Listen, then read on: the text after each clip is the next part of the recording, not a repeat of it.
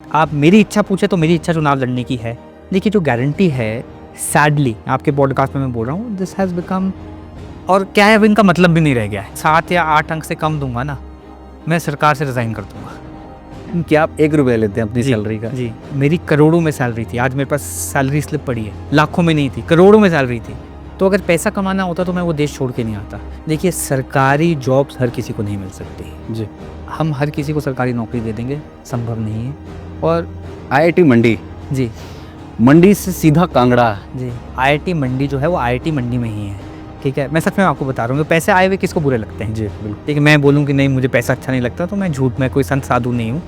मुझे सुबह फ़ोन आया, मुझे किसी ने बोला जी SGVN का पेपर है। मैंने कहा पेपर क्लियर करना पड़ेगा। तो उन्होंने मुझे बोला कि पेपर ही क्लियर करना है तो आपको फ़ोन क्यों कर रहे हैं? गोबर की थी, बहुत लोग हंसते हैं, हाँ हाँ गोबर 2 रुपये खरीदना। मैं उनको बताना चाहूँगा वो गोबर नहीं, वो गोबर की खाद है। मगर एक अपॉर्चुनिटी थी वहाँ से, पालमपुर से, वहाँ मेरे भाई जी। वो लोग पूछते हैं कि आपको कोई बिटरनेस है आपके जो चेहरे में? नहीं, मुझे कोई बिटरनेस नहीं है ना। मैं तो चाहता हूँ कि आशीष जी भी इलेक्टोरल पॉलिटिक्स में बहुत आगे बढ़े, क्योंकि आपकी और उनकी बातें दबे स्वरों में होती रहती है कि पता नहीं क्या ऐसा कोई बिटरनेस नहीं है, कोई बिटरनेस नहीं है। एक हम परिवार में रहते हैं और दोनों, हाँ 17 में दोनों टिकट मांग रहे थे।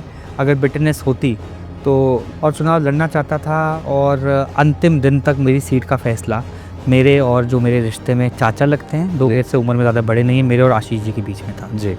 तो आपने पार्टी की सेवा तो की नहीं, आप तो आए US से, एडवाइज़र बन गए, अब चुनाव का टिकट मांग रहे हो, MLA भी बन जाओगे जी। और जो बाकी हमारा कार्यकर्ता है उस पर क्या इंप्रेशन जाएगा? जी। तो अंदर एक सवाल उठता है कि यार गोकुल, तूने अपनी ज़िंदगी के साथ जस्टिस किया कि क्या पता यहाँ होता तो आज किसी बड़ी कंपनी का CEO होता या किसी स्टार्टअप का फाउंडर होता। मुख्यमंत्री जब सुक्खू जी बने, मैं सच में बता रहा हूँ, मुझे कोई लालच नहीं था इस बार कि मैं आऊँ। हम कांग्रेस पार्टी में मैं इसलिए नहीं हूँ क्योंकि मुझे MLA बनना है, MP बनना है, एडवाइज़र बनना है या कैबिनेट रैंक चाहिए। अब जैसे बिजली के बिल हैं, आप कैसे बिजली का बिल देते हैं? ऑनलाइन देते हैं। ये भी मुझे खुशी होती है बताते हुए कि ये मेरे द्वारा ही ऑनलाइन कराया गया। एक कमांड थी और डर लगता था उनसे? देखिए, मैं फ्रैंकली बताऊँ तो मुझे कभी डर नहीं लगा और ना ही मुझे कभी ज़्यादा डांट पड़ी उनसे, ओके, है ना। मगर वो जो बाकी लोग थे उनमें उनका एक खौफ था। जी। मैं उनका, क्योंकि एडवाइज़र IT था तो बहुत लोग हंसते भी थे कि 82 साल के मुख्यमंत्री हैं और 25 साल का एडवाइज़र है। तो उनके साथ मुझे सीखने को बहुत कुछ मिला। रविंदर सिंह सुक्खू जी जो हैं, ये बहुत आउट ऑफ द बॉक्स सोचने वाली लीडर है। ये एक जो धल्ला चलता है कि जी ऐसा ही होता है, ये क्वेश्चन करने वाला, ये ऐसा क्यों चलता है, इससे हिमाचल का क्या फ़ायदा हो रहा है।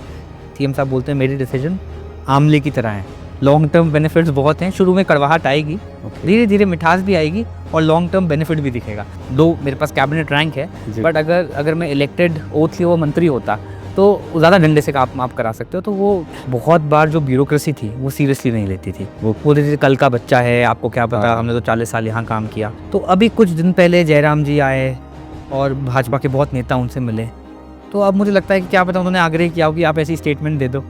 वो मुझे बताया कि जब मैं आपके दादाजी से चुनाव हार के निकला, आके सारे हार उन्होंने मेरे गले में डाले। अतुला शांता जी, आपने बहुत अच्छा चुनाव लड़ा, क्योंकि गाड़ियाँ होती नहीं थी। वो पता था कि पालमपुर में एक ही जीप है, वो बुटेल साहब के पास है। बुटेल साहब की जीप शांता जी को रैली में लेके आ रही है। तो वो मुझे बहुत बार बोलते हैं कि अब ये जो राजनीति है that has become very dirty. सरकार की जब हम बात करते हैं, यूथ जी बड़ा नाराज़ है इस समय पर बेरोजगारी को लेकर। क्या आपको लगता है सरकार फेल हुई है इस मैटर में? 3 साल का लगभग समय निकल चुका है, युवाओं के साथ धोखा हुआ, आपको लगता नहीं है सर? कितना लाख बोला था? 15 लाख हर एक हिंदुस्तानी के अकाउंट में आएंगे। वो क्या प्रधानमंत्री है जो आज देश के हैं? मैं 10 बार अनुराग जी के साथ गग्गल से दिल्ली गया हूँ। जब मैं दिल्ली ICC में काम करता था, मैं हर हफ्ते दिल्ली जाता था। अनुराग जी भी केंद्रीय मंत्री थे, तो उसी फ्लाइट में साथ बैठ के हम कितनी बार दिल्ली गए हैं। तो उस एयरपोर्ट के यूज़र हैं, क्योंकि देखिए एयरपोर्ट पे तो ये है नहीं कि कांग्रेस ही उतरेगी। अगर मुख्यमंत्री बड़ा कर देते हैं तो कांग्रेस के नेता या कांग्रेस के लोग उतरेंगे क्या? कि जो भी मेरे साथ भी बच्चे जो आज बैंगलोर में मेरे क्लासमेट्स या गुड़गांव में हैं, अगर उन्हें हिमाचल में आधी तनख्वाह भी मिल जाए तो आज वो हिमाचल वापस आना चाहेंगे। उनका कहना था कि सर ये आम का पेड़ दिख रहा है, इसके काटने की परमिशन नहीं आई है। मेरा प्रश्न ये है कि जो बड़े बड़े मंत्री नहीं कर पाते, वो आपने कमाल करके दिखा दिया। हम ना बहुत ज़्यादा, मुझे लगता है पॉलिटिकल सिस्टम में क्रेडिट लेने की होड़ में घुस जाते हैं। जब IIT मंडी बनेगा तो मुझे नहीं लगता कि मेरा फाउंडेशन प्लेट में नाम भी आएगा। मैं ऐसी सोच नहीं रखता कि कर दिया, जिसमें IT बाग के भी बारे में कह रहा हूँ, तो मुझे तो होता कि पिछली सरकार में इनॉग्रेट हो जाता, अगर हम इसी में बैठ जाएं कि मंडी से कांगड़ा या तो IIT दिल्ली का कैंपस दुबई में है, और दुबई में IIT दिल्ली जो है मुझे पता लग रहा था 1500 जो लोग सिस्टम में बैठे हैं उनको इतनी नॉलेज नहीं है। तो इसके लिए हमें आने वाले समय में हर एक जगह एक IT का चाहे एक्सपर्ट देना पड़ेगा। स्टेट के IAS IPS HS अफसरों का शाम को मुझे फ़ोन आया कि गोकुल जी ऐसी बिल्डिंग हिमाचल में नहीं देखी हमने। तो ये जो भारत सरकार का माइटी डिपार्टमेंट है, ministry of information and technology, इसने इसको रिकॉग्नाइज़ किया और बहुत बड़ी बात है कि पूरे देश में हिमाचल को इसको फर्स्ट प्राइज़ मिला है। मनोज जी, बहुत लोग सोचते हैं कि मैं IT इंजीनियर हूँ। मैं IT इंजीनियर नहीं हूँ जी। मैं एजुकेशन से एक एरोस्पेस मैकेनिकल इंजीनियर हूँ। ओके। मैं US में पढ़ा ओके। और मेरे पास पायलट्स लाइसेंस है, मैं हवाई जहाज़ उड़ाना जानता हूँ। नमस्कार, लाइव टाइम स्ट्रीम में आप सभी का स्वागत है। मैं मनोज ठाकुर। पॉडकास्ट की विशेष सीरीज में आज हमारे साथ एक ऐसी शख्सियत मौजूद है। कुछ लोगों को मैं ये कहना चाहूँगा कि सत्ता से प्यार होता है, लेकिन मुझे लगता है कि ये जो व्यक्ति आज हमारे साथ मौजूद है, सत्ता को इनसे प्रेम है। पिछले 10 से 15 सालों की अगर हम बात करें तो हिमाचल में शायद ये एकमात्र ऐसे व्यक्ति है जो लगातार सत्ता में है। ये वीरभद्र सिंह जी की सरकार में उनके IT सलाहकार हुआ करते थे। उसके बाद फिर जब यहाँ सरकार नहीं थी, फिर पंजाब में जाकर वहाँ के CM के सलाहकार रहे, और एक मर्तबा फिर से जब हिमाचल प्रदेश में सरकार बनी तो इस बार प्रिंसिपल एडवाइज़र बने हैं digital technology, innovation and governance. मैं किसी और की बात नहीं कर रहा हूँ, the one and only young leader और एक थॉटफुल पर्सन गोकुल बुटेल जी हमारे साथ मौजूद है। बहुत बहुत स्वागत है आपका। Thank you Manoj ji. सबसे पहले बहुत बहुत बधाइयाँ आपको। पीपल फर्स्ट इंटीग्रेशन अवार्ड मिला है और हिमाचल प्रदेश नंबर 1 इसमें रहा है। तो आपने जैसे पूछा कि हमें ये जो पीपल्स फर्स्ट इंटीग्रेशन अवार्ड मिला है, ये जो हमारी जितनी भी IT सर्विसेज हैं E-गवर्नेंस की, जो E-डिस्ट्रिक्ट के माध्यम से, अब जो टेक्निकल लैंग्वेज में इसे नहीं जानते, तो जो हमारे जैसे बर्थ सर्टिफिकेट है, डेथ सर्टिफिकेट है और डिफरेंट काइंड्स ऑफ जो एग्रीकल्चर सर्टिफिकेट है, ये सब इस सरकार ने ऑनलाइन कर दिया है और इन्हें डिजी लॉकर में भी इंटीग्रेट कर दिया है। So people can keep all the certificates. जो एक डिजी लॉकर है जो भारत सरकार ने डिजिटल इंडिया के अंतर्गत एक डिजी लॉकर की सुविधा बनाई है। ठीक है। तो ये जो भारत सरकार का माइटी डिपार्टमेंट है, ministry of information and technology, इसने इसको रिकॉग्नाइज़ किया और बहुत बड़ी बात है कि पूरे देश में हिमाचल को इसको फर्स्ट प्राइज़ मिला है। जिस दौरान आपने इनिशिएशन लिया उस समय पर वीरभद्र सिंह जी थे, और अब जब फाइनली होने जा रहे हैं तो सुखविंदर सिंह सुक्खू जी है। मैं इन दोनों के बारे में भी थोड़ा सा आपसे जानना चाहूँगा, क्योंकि दोनों के साथ आपका एक काम करने का एक्सपीरियंस रहा है। दोनों के बारे में बताएं थोड़ा, कैसा कैसा वे ऑफ वर्किंग था उनका। देखिए, वीरभद्र सिंह जी के साथ जब मैंने काम करना शुरू किया तो उनका 6ठा टेन्योर था जी। तो वो 6 बार पहले ही 5 बार CM रह चुके थे जी। तो ऑफ कोर्स जैसे पूरे प्रदेश में कहा जा सकता है कि बड़े परिपक्व थे, एक कमांड थी और डर लगता था उनसे? देखिए, मैं फ्रैंकली बताऊं तो मुझे कभी डर नहीं लगा और ना ही मुझे कभी ज़्यादा डांट पड़ी उनसे, है ना। मगर वो जो बाकी लोग थे उनमें उनका एक खौफ था और मैंने अपने सामने उनको ऑफिसर्स को सस्पेंड करते देखा है और एक एबल एडमिनिस्ट्रेटर के नाम से पूरे प्रदेश में उनका सब लोग हम मानते हैं, चाहे वो BJP वाले हों। तो मेरे लिए बहुत बड़ी पॉलिटिकल इंटर्नशिप थी जी। मैं उनका क्योंकि एडवाइज़र IT था, तो बहुत लोग हंसते भी थे कि 82 साल के मुख्यमंत्री हैं और 25 साल का एडवाइज़र है। तो उनके साथ मुझे सीखने को बहुत कुछ मिला। एंड सरकार में जैसे आपने पूछा काम कैसे कराना है, वो भी मुझे उनसे बहुत सीखने को गुर मंत्र मिले, क्योंकि 3 साल उनके इतने क्लोजली काम किया। तो आज मुझे लगता है कि जो एक्सपीरियंस उनके टेन्योर में आया, उस समय 3 साल में क्या आप सीख सकते हो, बट टेक्निक्स और पॉलिटिकल इंटर्नशिप जिसे कहते हैं वो हो गई। तो यहाँ फर्स्ट डे से ही आते ही मैं काम को खींचना शुरू हो गया, क्योंकि वो जो 3 साल थे, अदरवाइज तो जब पहली बार आप बनते हैं तो आपको समझ में नहीं आता है कि क्या कैसे करना है, करें क्या। जी। और सुखविंदर सिंह सुक्खू जी की बात करें, इनका कैसा स्टाइल है? सुखविंदर सिंह सुक्खू जी जो हैं, ये बहुत आउट ऑफ द बॉक्स सोचने वाली लीडर हैं। ये एक जो धल्ला चलता है कि जी ऐसा ही होता है, ये क्वेश्चन करने वाला, ये ऐसा क्यों चलता है, इससे हिमाचल का क्या फ़ायदा हो रहा है। तो ये जो है, इनका सोचने का स्टाइल जैसे बिल्कुल रेवोल्यूशनरी है। ओके। है ना, जैसे कोई आप समझ सकते हैं क्रांतिकारी। क्रांतिकारी सोच है इनकी। हाँ। और बहुत सी इनकी क्रांतिकारी सोच को जो आती है वो शुरू में पब्लिक को लगता भी है, कभी कभी सीएम साहब बोलते हैं मेरे डिसीजन आमले की तरह हैं, लॉन्ग टर्म बेनिफिट्स बहुत हैं, शुरू में कड़वाहट आएगी, धीरे धीरे मिठास भी आएगी और लॉन्ग टर्म बेनिफिट भी दिखेगा। तो ये बिल्कुल एक ऐसी सोच वाले नेता हैं जो समझते हैं कि हिमाचल में मैं कैसे हिमाचल की बेहतरी के लिए, सोच वीरभद्र सिंह की भी बहुत अच्छी थी जी। मुझे लगता है हर एज से, क्योंकि वो 82 इयर्स के थे। अब जैसे मैं एग्जांपल देता हूँ, माननीय मुख्य जब वीरभद्र सिंह जी होते थे उन्हें पक्का अच्छा रास्ता मिल जाए वो बहुत खुश होते थे जी। इनकी विजन है कि जैसे शिमला फर्स्ट ही बार जब सीएम ने मीटिंग ली उन्होंने बोला कि शिमला कालका रोड की डीकर्वेशन करो, इतने कर्व लगा दिए। NHAI को बुलाया कि मोड़ो मोड़ ही बना दिया, आप हाईवे कहते हैं, इतने मोड़ वाला हाईवे कौन बनाता है जी। और फिर इन्होंने बोला कि जितने भी 4 लेन्स बन रहे हैं उसमें यू हैव टू इंश्योर कि मोड़ कम बनाओ, टनलिंग ज़्यादा करो। तो वीरभद्र सिंह जी ने क्योंकि ऐसा समय एक देखा था, क्योंकि मुझे याद है, मैं एक इंसिडेंस आपके साथ शेयर करना चाहूँगा जी। हम उत्तराला एक गांव है, बैजनाथ विधानसभा में पड़ता है, हम गए तो पहले बैजनाथ विधानसभा किसी समय मंडी लोकसभा का हिस्सा होती थी, अब तो कांगड़ा लोकसभा का हिस्सा है। उत्तराला हम गए, मैं सीएम साहब की गाड़ी में बैठा था, तो ऐसे रोड से ऊपर चल रहे थे तो उन्होंने बोला कि मैं जब चुनाव में आता था तब तक घोड़े पे आता था। तो उन्होंने वो हिमाचल वो देखा है कि आप समझ लीजिए, घोड़े से कच्चा रोड से पक्का रोड। बिल्कुल। तो उन्होंने जो उनके लिए पक्का रोड भी जो था वो बहुत अच्छी चीज़ थी, क्योंकि उन्होंने जो हिमाचल देखा है, डेवलप किया है, वो घोड़ों पे कवर करके आज ये जो मुख्यमंत्री हैं इन्होंने रोड तो कच्चे देखे थे, तो इनकी एक्सपेक्टेशन कुछ और है, अगली जनरेशन आएगी उसकी एक्सपेक्टेशन कुछ और हो जाएगी। तो वो एक जनरेशन शिफ्ट ऑफ लीडरशिप भी है और दोनों के साथ काम करने में एक अपना अपना एक्सपीरियंस है। दोनों में ही जो मूलभूत एक कॉमन भाव है वो यही है कि हिमाचल को कैसे बेहतर बनाया जाए। ओके। IIT मंडी जी। मंडी से सीधा कांगड़ा जी। ये तो मतलब सिक्सर लग गया सीधा, जी। चौका नहीं है छक्का लगा है।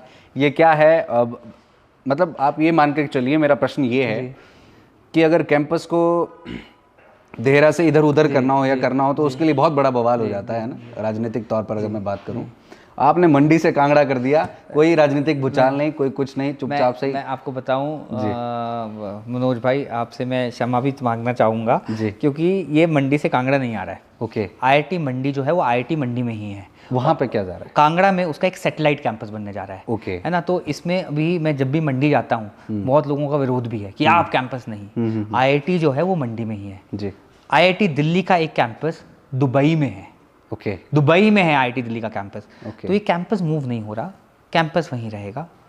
IIT मंडी के पास बहुत से ऐसे एवेन्यूज़ हैं, वो MBA शुरू करना चाहती है, आर्टिफिशियल इंटेलिजेंस, डेटा साइंसेज में कुछ शुरू करना चाहती है, तो वो सब कोर्सेज, कई अंडर ग्रेजुएट कोर्सेज, कई masters courses, they were looking for expansion space and they were also looking कि हमें स्ट्रेटेजिक लोकेशन ऐसी चाहिए। देखिए IIT में जब बच्चा पढ़ता है प्लेस कहाँ होगा, दुनिया में होगा। दुनिया के लोग कैसे आएंगे कैंपस प्लेसमेंट करने वाले, हवाई जहाज से आएंगे। बिल्कुल। हवाई जहाज कहाँ उतरता है, कांगड़ा में उतरता है। एयरपोर्ट कहाँ बड़ा हो रहा है, कांगड़ा में हो रहा है। So they were looking for a space. मैं IIT मंडी का कैटलिस्ट जो स्टार्टअप इंक्यूबेटर है उसके बोर्ड में हूँ, तो मैं हर 3 महीने बाद IIT जाता था, बोर्ड की मीटिंग में बैठता था, तो मुझे वहाँ से अपॉर्चुनिटी पता लगी। ओके। और हिमाचल में ही हमारे एक फैमिली फ्रेंड थे जो टी एस्टेट के ओनर्स थे। और उन्होंने अपनी लैंड सीलिंग में वो आते थे, उन्होंने अपनी ज़मीन डोनेट कर दी सरकार को, डोनेट नहीं कही, वापस दे दी, क्योंकि लैंड सीलिंग की एग्जेम्पशन थी। उन्होंने बोला हमें एग्जेम्पशन नहीं चाहिए, क्योंकि दोनों बच्चे बॉम्बे रहते हैं, उन्होंने they gave the whole land back to the government. Okay. तो वो ज़मीन नहीं आई थी, तो उसका मुझे लगा कि जो बेस्ट यूज़ हो सकता है वो IIT जैसा इंस्टीट्यूट, क्योंकि पालमपुर है, कांगड़ा है, इससे कांगड़ा की दिशा और दशा दोनों बदल जाएगी। और जब सेटेलाइट कैंपस होता है लोगों के दिमाग में रहता है यार ये तो छोटी सी 2 बिल्डिंगें बन जाएंगी, तो ये 100 एकड़ से बड़ा कैंपस बन रहा है।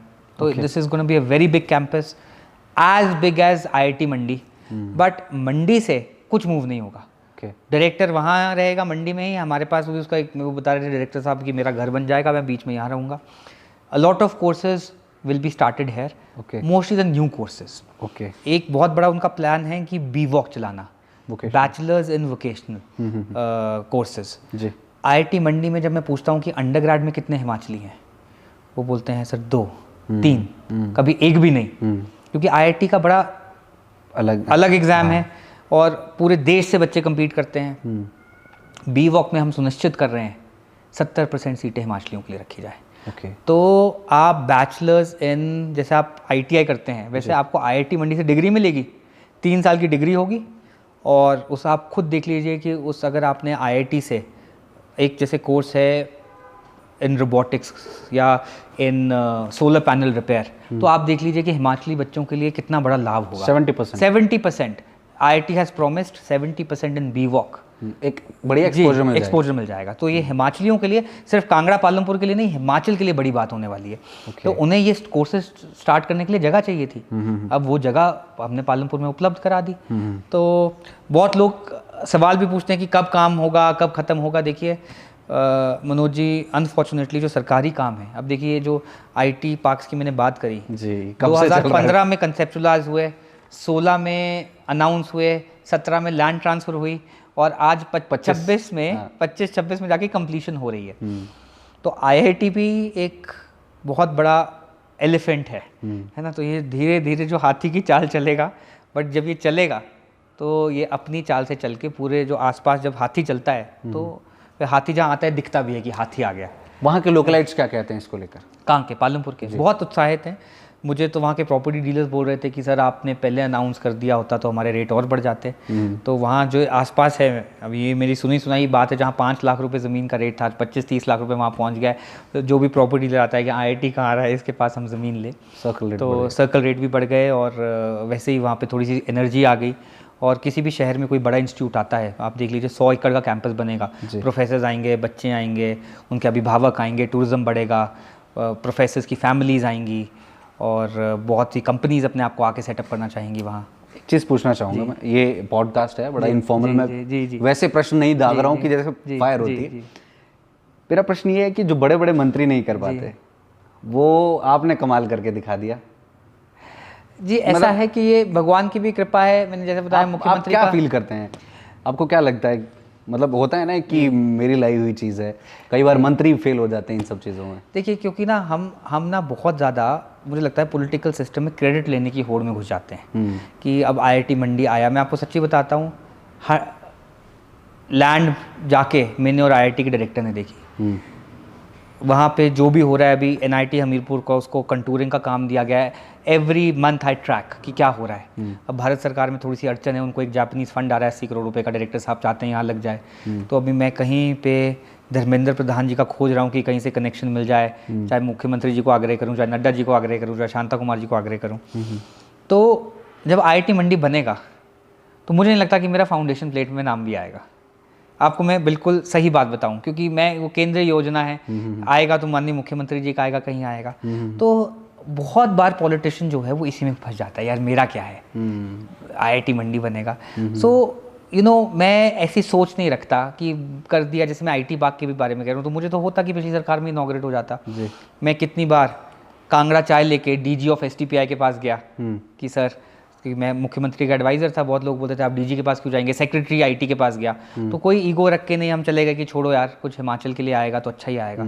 सो आई थिंक आपको यही सोचना चाहिए कि यार आप क्या कर रहे हैं, और इन the end of the day मुझे लगता है कि जब ये चीज़ें चलना शुरू होंगी तो ये खुद ही पता लग जाएगा। अब ये जो IIT मंडी है, ये मुझे खुद भी बहुत सेटिस्फैक्शन है, एंड आई रियली होप, क्योंकि जैसे आप कह रहे हैं कि इसमें पॉलिटिकल अड़चनें भी बहुत आ रही हैं कि IIT मंडी जो है, दिल्ली से HRD मिनिस्ट्री है, कई मंडी के नेता ही वहाँ पहुँच रहे हैं कि ये कैसे मूव हो गया। तो अरे मैं उन्हें भी बोलता हूँ ये मूव नहीं हो रहा है, ये बढ़ रहा है। अब IIT मंडी को जैसे एक जापानीज़ यूनिवर्सिटी 70 करोड़ रुपए देने को तैयार है फॉर AI ग्रांट। वो कहती है कि AI में आप ये टेक्नोलॉजी इंट्रोड्यूस करो। उनके पास मंडी में जगह नहीं है। तो ऐसा नहीं है कि हम मंडी का कुछ भी हक ले रहे हैं, मंडी में तो बना हुआ कैंपस है।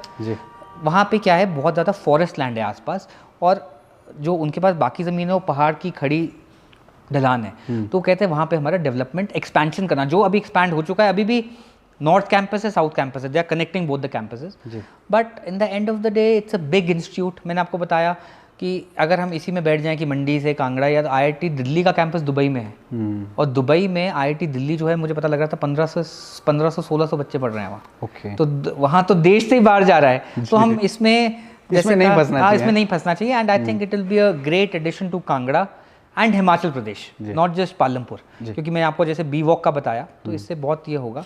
और यही बात है, आपने जो कहा टू ऐड, क्या होता है कि जैसे IIT मंडी आ रहा था, हम क्या है कि बहुत ह्यू एंड क्राई भी करते हैं। जब IIT मंडी के लिए हमने कैंपस विजिट करी, तो अगर कोई ट्रेडिशनल पॉलिटिशियन होता तो देखिए जी ये आए हैं, डायरेक्टर आए हैं, दिल्ली से टीम आई है, हमने किसी को वो नहीं हल्ला बताया। होता, मतलब हाँ, बहुत हमने ज़्यादा। टाइट लिप्ड एक्सरसाइज करी।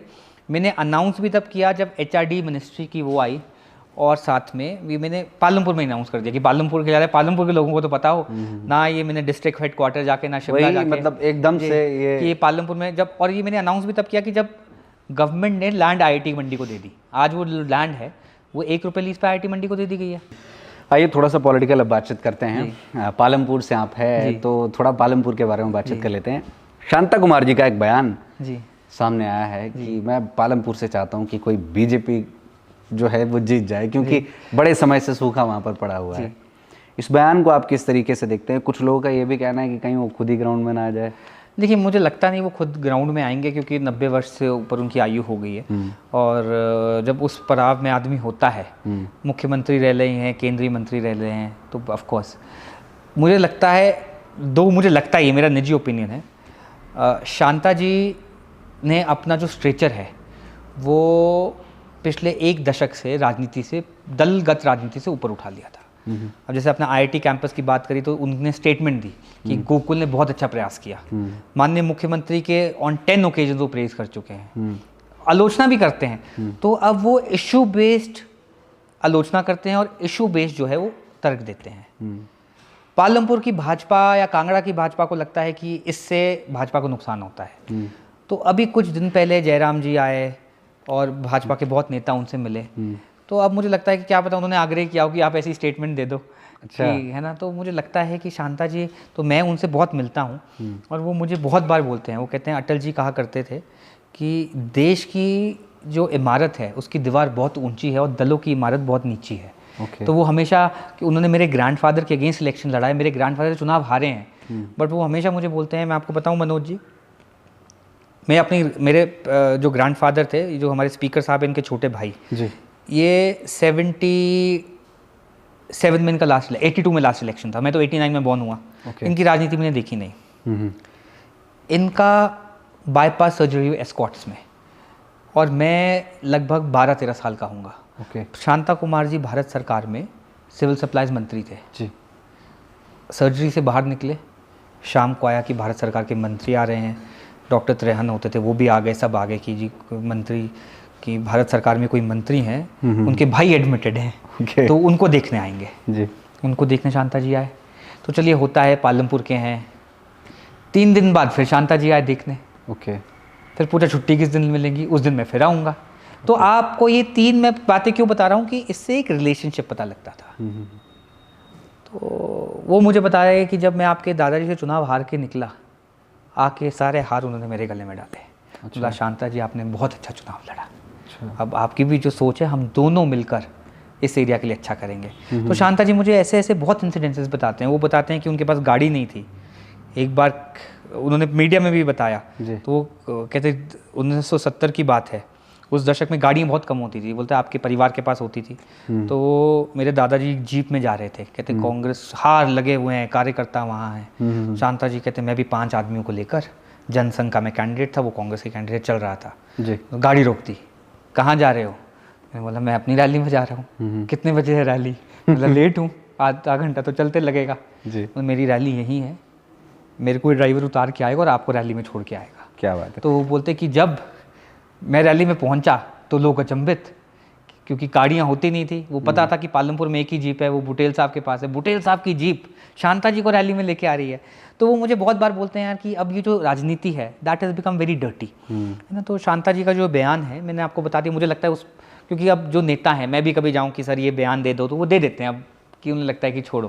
तो मुझे लगता है कहीं ना कहीं नेताओं के प्रेशर में आके दिया, क्योंकि 10 साल से वो दलगत राजनीति से ऊपर उठ चुके हैं। क्योंकि वो खुद ही बोलते हैं कि जो मेरे को पार्टी ने भी देना था, देश ने देना था, दे दिया। मुख्यमंत्री रह लिया, भारत सरकार में मंत्री रह लिया।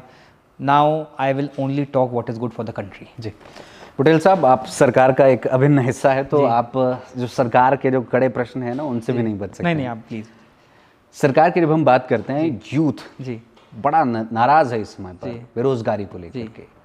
क्या आपको लगता है सरकार फेल हुई है इस मैटर में? क्योंकि पहले बोर्ड को भंग कर दिया, फिर बोर्ड को ठीक करने में बड़ा समय लगा दिया, अब बड़ी मुश्किल से यहाँ पर भर्तियाँ निकल रही है, फिर बीच में पंचायती राज चुनाव इलेक्शंस आने वाले हैं, 3 साल का लगभग समय निकल चुका है, युवाओं के साथ धोखा हुआ है, आपको लगता नहीं है ऐसा?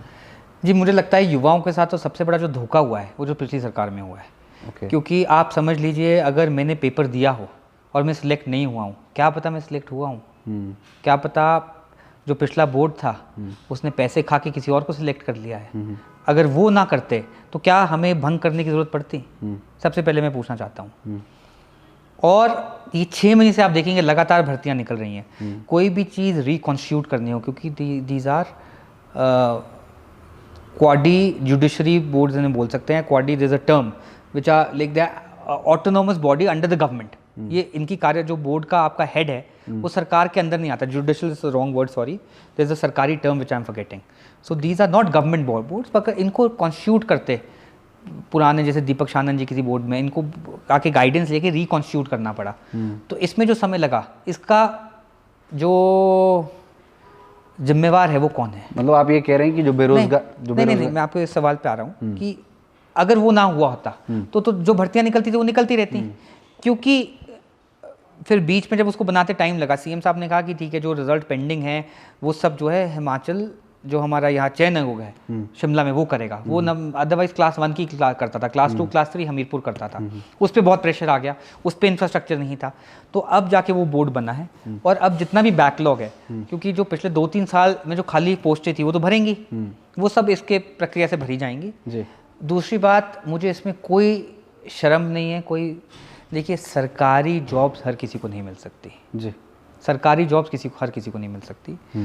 हमारे हिमाचल के युवाओं को स्वरोजगार के साधन ढूंढने पड़ेंगे, है ना। चाहे वो टूरिज्म में होम स्टे हो। मैं एक एग्जांपल देता हूँ, आप बीड़ जाइए, बीड़ गए आप? बिल्कुल। बीड़ जाएंगे तो वहाँ पे आज कम से कम 100 कैफ़ेज़ होंगे। 70 कैफ़ेज़ हिमाचल के बाहर वाले चला रहे हैं, और अच्छे से चला रहे हैं। ज़मीन उन्होंने किराए पे ली है, 118 है नहीं, ले नहीं सकते, किराए पे ली है, और छोटे छोटे घरों की छतों पे कैफ़े चला रहे हैं। हिमाचली युवा को ये प्रेरणा लेनी चाहिए। वो भी हमारे हिंदुस्तानी भाई हैं, कोई तालिबान से थोड़ा भी आए हैं, उनको पर भी पूरा हक है। जब हिमाचली जाके दिल्ली में काम कर सकता है तो वो भी हमारे प्रदेश में आके काम कर सकते हैं। तो ऐसी ऐसी बहुत सी चीज़ें हैं जो हिमाचलियों को स्वरोजगार की तरफ देखना पड़ेगा, क्योंकि सरकार में इतना ही रोजगार है। हर कोई जो भागता है सरकारी सरकारी सरकारी सरकारी, प्राइवेट में बहुत बड़ा रोजगार है। प्राइवेट कंपनीज बहुत अच्छा काम कर सकती हैं। टेक्नोलॉजी एक बहुत बड़ा एनेबलर हो सकती है कि आप हिमाचल में बैठ के यू कैन बिल्ड, जैसे अभी हम नारा दे रहे हैं कि from the hills to the world. आप हिमाचल में बैठ के देखिए, पहले इंटरनेट नहीं होता था, ये नहीं होता, आज कोई ऐसी दिक्कत नहीं है। कितने बच्चे वर्क फ्रॉम होम कर रहे हैं। टूरिज्म की अपार संभावना है। टूरिज्म सिर्फ 5 स्टार होटल बनाना नहीं है, छोटे आप होम स्टे चला सकते हैं, है ना। तो छोटी छोटी चीज़ें हैं ऐसी ऐसी जो हिमाचली यूथ को देखनी पड़ेगी। मतलब आप ये कह रहे हैं कि जो युवा है वो सिर्फ सरकार की तरफ टकटकी लगाएगा? हाँ, सिर्फ, मगर आप सिर्फ सोचें कि सरकार से ही रोजगार मिलेगा, तो वो मुझे लगता नहीं कि बहुत, क्योंकि देखो ये तो लॉटरी की तरह है। मैं सबको ये कहता हूँ, अगर आप मेहनत करेंगे, मैं बहुत से युवाओं को मिलता हूँ सरकारी नौकरी के लिए तैयारी कर रहे हैं, तो आपको पता है, आपके जब, ऐसा नहीं है कि अगर आपके 10वीं में 55% है, 12वीं में 60% है, तो आप 2nd 3rd डिवीजन में पास हो रहे हैं, तो आप नहीं कर पाएंगे। बट लाइकलीहुड कम है, क्योंकि आपका मतलब पढ़ाई में इंटरेस्ट ज़्यादा नहीं रहा है, और कॉम्पिटिशन में तो और एग्जाम में और भी कंपटीशन होगा। तो हर किसी के पास अपना स्किल सेट है, उस स्किल सेट को यूज़ करो। कहीं ना कहीं डिफरेंट हिमाचल में इंडस्ट्रीज़ हैं। अब मैं आपको अपना एग्जांपल देता हूँ, मैं एरोस्पेस इंजीनियर हूँ। मैं बड़े लेवल, जो ऐसे मेरा नहीं था कि रोज़गार, मैं जब यूएस से आया, मुझे लगा यार यहाँ पे एरोस्पेस का मैं क्या कर सकता हूँ। हवाई जहाज़ तो आते नहीं है, ना कोई इंडस्ट्री है, ना बोइंग है, ना एयरबस है, मैं क्या करूँ, कहाँ जॉब करूँ। तो मुझे लगा कि पालमपुर है, पर्यटन नगरी का भाग है, टी कैपिटल कहा जाता है, तो मैं क्यों ना कुछ टूरिज्म में छोटा मोटा कर लूँ। तो मैंने कुछ टूरिज्म का एंटरप्राइज शुरू किया। तो ऐसे ही किसी भी लेवल पे जो है वो हमारी युवा काम कर सकते हैं, और मुझे लगता है करनी चाहिए। स्टेट की तरफ से कैपेसिटी बिल्डिंग वर्कशॉप्स लगानी चाहिए, ताकि उन्हें पैनल किया जाए, उनको एम्पावर किया जाए कि कैसे आप ये छोटे छोटे बिजनेसेस शुरू करिए। आप चाहे इंटरनेट के, सोशल मीडिया मार्केटिंग है, आप दिल्ली की कंपनी को बैठ के हिमाचल से मार्केट कर सकते हैं। अच्छा वेदर है, घर पे आप रह रहे हैं, खर्चे आपके कम हैं।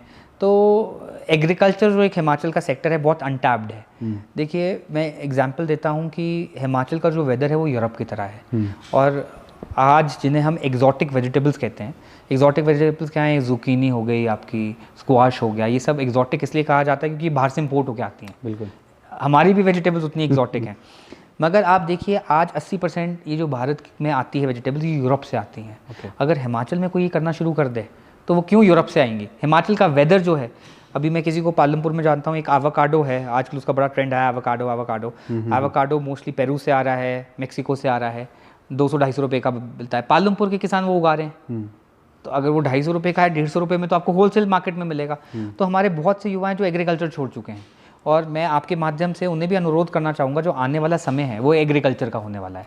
क्योंकि एग्रीकल्चर लैंड कम हो रही है, सब जगह बिल्डिंगें बन रही हैं और लोग इसे छोड़ के जा रहे हैं। मगर आप अगर एक टेक्निकल वे से ऑर्गेनिक खाद डालकर ये करेंगे तो इसकी बहुत बड़ी मार्केट है। आप चंडीगढ़ बहुत दूर नहीं है यहाँ से, अगर आपको फ्रेंच बीन्स, जो फ्रांस बीन हम बोलते हैं, 20 रुपये किलो मिल रही है, तो वहाँ ऑर्गेनिक 80 रुपये किलो मिल रही है ना। तो 80 रुपये किलो टमाटर जो हैं वो ट्रिपल प्राइस मिल रहे हैं। हम यहाँ बैठे हैं सोलन में, मशरूम कैपिटल कैसे कहा जाता है। सो डिफरेंट टाइप के मशरूम्स हैं। तो जो हमारे युवा है, अगर टेक्निकल रूप से इसे भी, एग्रीकल्चर को भी अपनाएं, मुझे लगता है इसमें बहुत अपार संभावनाएं हैं। तो लास्टली आपको मैं यही बोलना चाहूँगा, जहाँ एम्प्लॉयमेंट की बात है, जो भी बोले कि हम हर किसी को सरकारी नौकरी दे देंगे, संभव नहीं है। और सरकार से ऐसी एक्सपेक्टेशन भी नहीं रखनी चाहिए। ज़्यादा सरकार सरकारी रोज़गार दे, बहुत अच्छी बात है, मगर आप साथ में स्वरोज़गार के भी साधन जो है वो तराशें, जहाँ से आपको हिमाचल सरकार की मदद चाहिए। हिमाचल सरकार जो अभी कम कर रही है, मुझे लगता है ज़्यादा करना चाहिए। माननीय मुख्यमंत्री जी को मैं सुझाव दूंगा, आप कैपेसिटी बिल्डिंग वर्कशॉप्स लगाइए। जैसे मैंने आपको ये कहा, एग्जॉटिक वेजिटेबल्स का क्या, तो agriculture department, horticulture department should have workshops, इसका सीड अवेलेबल, और हो रहा है, ऐसा नहीं है। ये मैंने माननीय मंत्री जी को सजेशन दिया था, तो उन्होंने तभी फिर सेक्रेटरी एग्रीकल्चर को कहा कि ये जो कह रहे हैं इनके बीज अवेलेबल कराइए। तो फिर ये एवोकाडो की सीड वगैरह आप देखेंगे अब सरकारी जो हमारे एडीओज़ हैं इनके माध्यम से दिए जा रहे हैं। तो एजुकेशन बढ़ाने की और एक्सपोजर लाने की बस ज़रूरत है, तो हिमाचल जो है खुद ही सेल्फ सफिशिएंट इकॉनमी बन जाएगा। सर, एक प्रश्न आपसे पूछना चाहूँगा, पता नहीं आपको कैसा लगेगा। जी। लोग कहते हैं ये कि गोकुल बुटेल जी इंटेलिजेंट माइंड, ब्रिलियंट माइंड है, प्रिंसिपल एडवाइज़र है आईटी के, गवर्नेंस, इनोवेशन। लोगों का ये पूछना होता है दबे कि क्या गोकुल बुटेल जी कभी इलेक्टोरल पॉलिटिक्स में आएंगे? क्या कभी उनके मन में आता है कि ठीक है, एडवाइज़र बन गए हैं, पिछले 10-15 सालों से सत्ता में रहे हैं आप, जब यहाँ नहीं थे फिर चंडीगढ़, पंजाब में चले गए थे, वहाँ पर सीएम के एडवाइज़र थे, अब फिर सीएम के एडवाइज़र। क्या आपका कभी मन नहीं करता कि आपको इलेक्टोरल पॉलिटिक्स में आना चाहिए और अपने दिमाग का इस्तेमाल करके कुछ रेवोल्यूशनरी, वैसे तो कर ही रहे हैं आप रेवोल्यूशनरी, लेकिन कुछ और बड़ा? देखिए मनोज जी, आपकी बात बिल्कुल सही है। मैं देखिए 2017 में चुनाव लड़ना चाहता था, और चुनाव लड़ना चाहता था, और अंतिम दिन तक मेरी सीट का फैसला मेरे और जो मेरे रिश्ते में चाचा लगते हैं, दो मेरे से उम्र में ज़्यादा बड़े नहीं है, मेरे और आशीष जी के बीच में था जी। और आखिरी समय में आशीष जी को कैंडिडेट बनाया गया जी। और पार्टी ने ये भी देखा कि गोकुल कहीं आहत ना हो।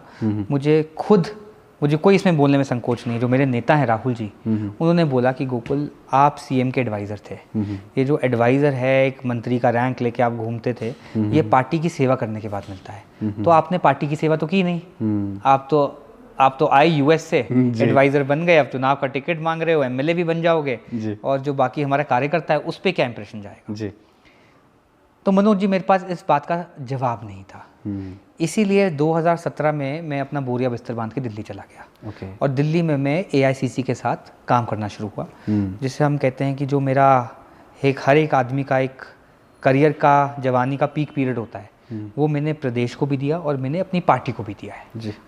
तो मैंने पार्टी के लिए काम किया, और लगभग जब मैं 28 साल का था तो मुझे एआईसीसी में youngest ever joint secretary Rahul ji ने बनाया जी। जो हमारे सेक्रेटरीज होते हैं, जनरल सेक्रेटरीज होते हैं, they are mostly 4 time 5 time MLAs.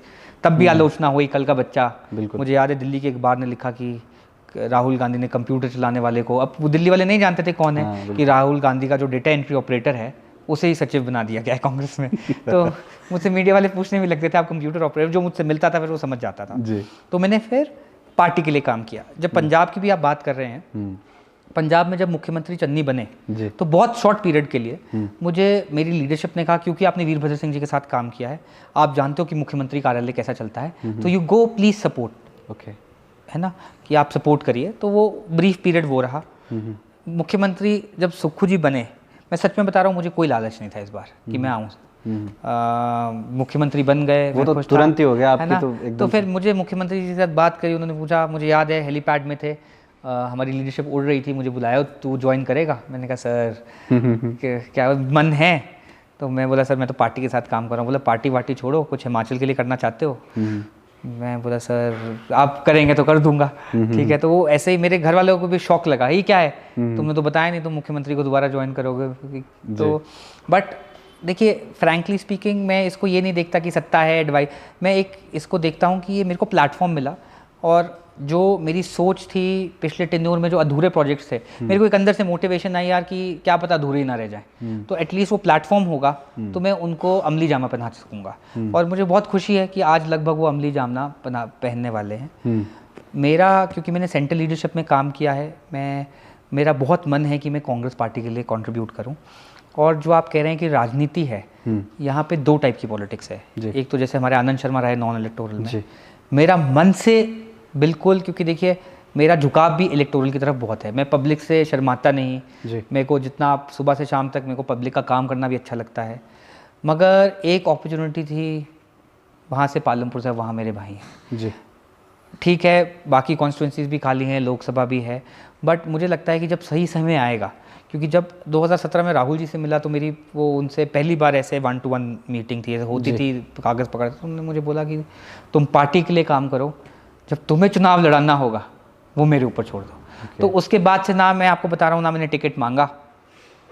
इस बार राजीव शुक्ला जी जब इलेक्शन में आए तो उनका भी सुझाव था, क्योंकि उन्होंने कार्यप्रणाली राजस्थान में, असम में, क्योंकि मैं वहाँ दोनों वॉर रूम्स का इंचार्ज था, वहाँ थे। तो जब हिमाचल का चुनाव आया, इंचार्ज थे, तो जिस स्टेट के आप होते उसके वॉर रूम के इंचार्ज आप नहीं लग सकते। तो उन्होंने out of the way AICC से बात करके बोला कि गोकुल मुझे ज़रूरी चाहिए यहाँ पे। तो उन्होंने मुझे बोला 4-5 महीने पहले कि आसपास की कॉन्स्टिट्यूंसी देखो और लड़ लो। तो फिर मैंने भी उन्हें कहा कि सर जब शीर्ष नेतृत्व चाहेगा तो लड़ेंगे, क्योंकि पिछली बार मेरे को उन्हीं ने आज से लगभग 8-9 साल पहले बोला कि जब चुनाव लड़ाना होगा, और मुझे बहुत विश्वास है उनकी लीडरशिप पे। तो मुझे लगता है कि जब भी समय आएगा, बट आप मेरी इच्छा पूछे तो मेरी इच्छा चुनाव लड़ने की है। कब होगा ये अब समय भगवान बताएगा, बट यस। और मुझे लगता है कि मुझे अच्छे प्लेटफॉर्म्स मिल गए हैं, तो इससे जो मेरा एरिया है, जैसे चाहे IT पार्क है, चाहे वो IIT है, चाहे ई-गवर्नेंस में मैं काम कर रहा हूँ, तो मुझे एक बहुत अच्छा ट्रैक रिकॉर्ड मिल गया प्रूव करने के लिए।